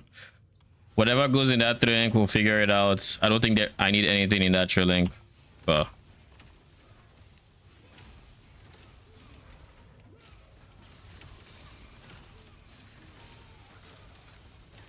and then you click this, take the golden hand, and you dip.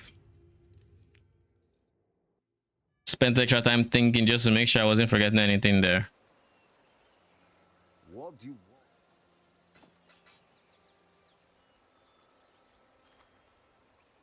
Mana regen, mana, code rest. I mean, decent if I cared about mana all that much. I don't. All right. Return if you must. I'm going to dump these essences because realistically I don't need them. I'm just clogging up my inventory. I'm going to keep the scroll fragment and all the other currencies because that's how I can keep track of it. Then flame wall is not needed anymore. We have a 3-link. Let's open up the planner. In Act 2, what were our links? We had a 2-link for raise zombies, which is now going to be a 3-link with melee splash and minion life. We have melee splash. Now we just need minion life. Yina, tell me you have minion life. Yeah, you should have it now. No, you do not. Remember to live. All right.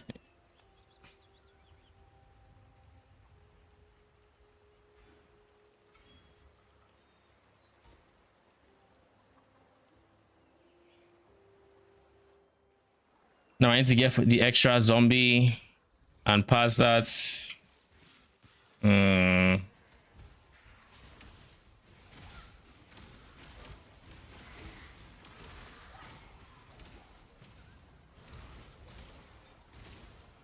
Finally, Jesus. Only took forever. Ready, Exile? It is time to hunt. No, we're not dealing with that. Do not worry, little beast. We are friends now.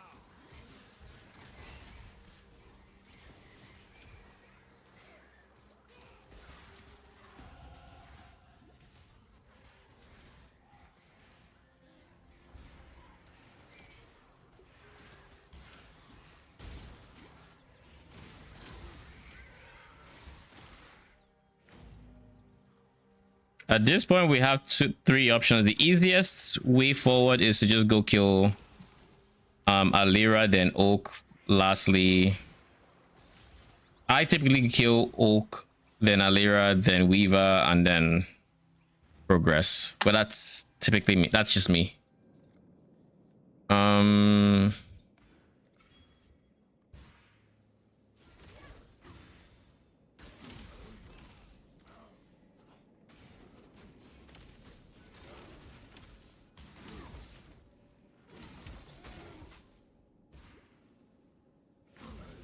Alira is in the direction of the waypoint, if I remember correctly.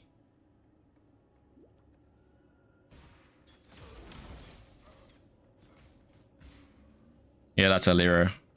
When I'm ready and not before. And then the opposite direction is the Weaver. You have a power.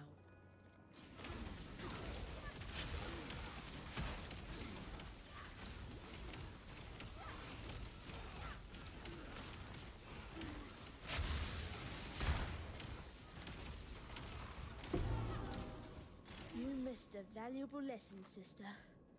Never let the power go to your head. This is CB immunity, which is kind of nice. In a Leaguestart environment, I'd probably keep it. Ow, ow, ow, ow, ow. Stop it. Oh god, I have no flasks. Fun. But now I do.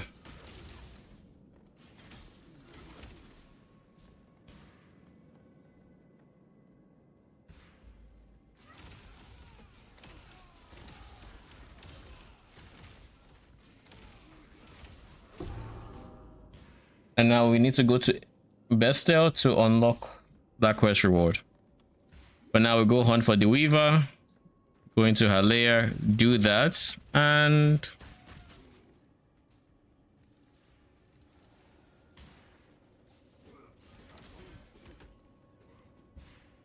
there we go. You know you're on the Weaver's track where you start seeing webs all around and spiders. The closer you get to the chambers, the more webs you see.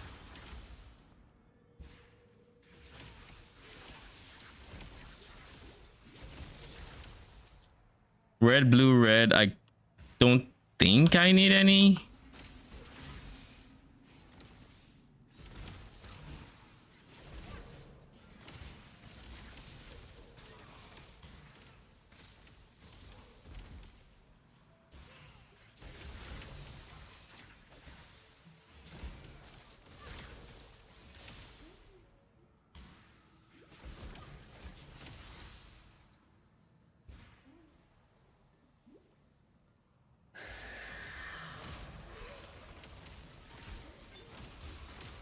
Oh, that is huge. Finally have my first shield that is actually decent color wise.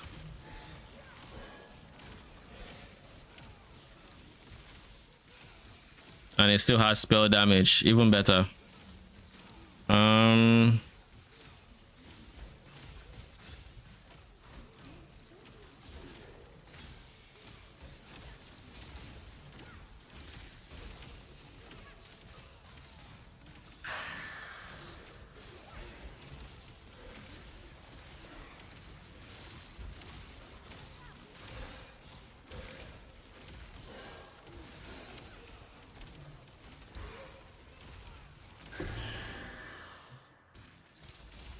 Too much clutter.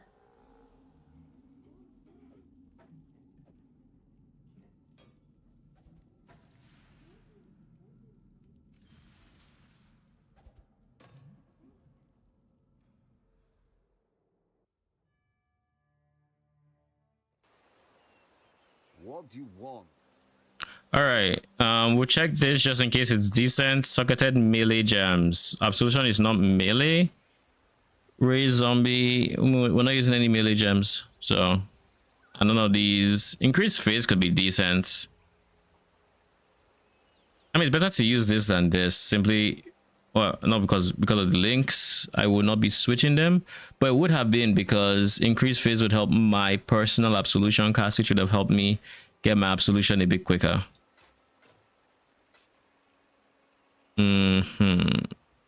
Graters. This is another greater. We probably don't need early prolif anymore, so we can bench that.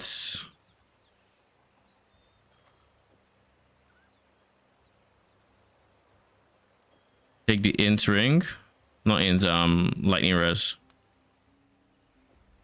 Can even do probably not.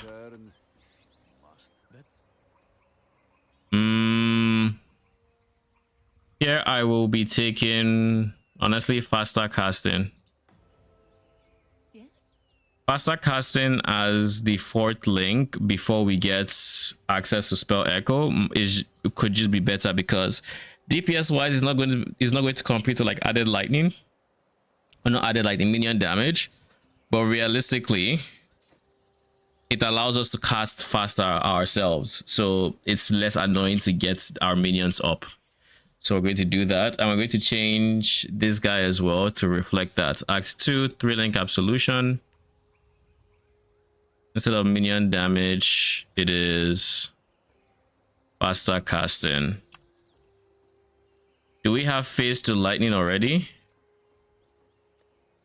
Yeah, no, we don't. That's cool to fire. So we should have phase to lightning. Not yet. Okay. Maybe it's at the end. When do we get phase to lightning?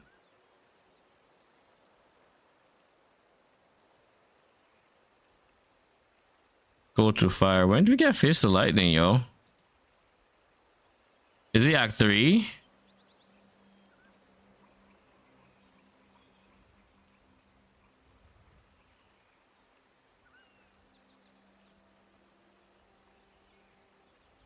Where is PH? All right, PoE wiki. Tell me, when do we get it? I'm giving up.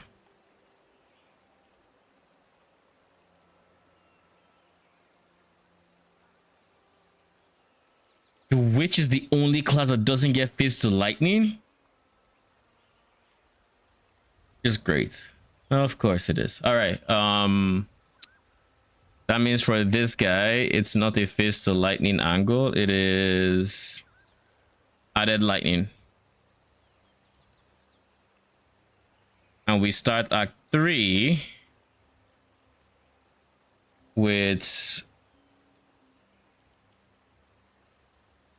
added lightning and faster casting. And then we would end, copy, paste, with faster casting being replaced by phase to lightning.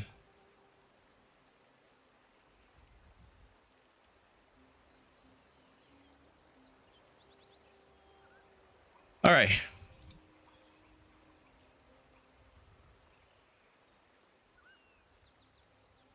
Let me also just make sure my tree versus this tree is not too different.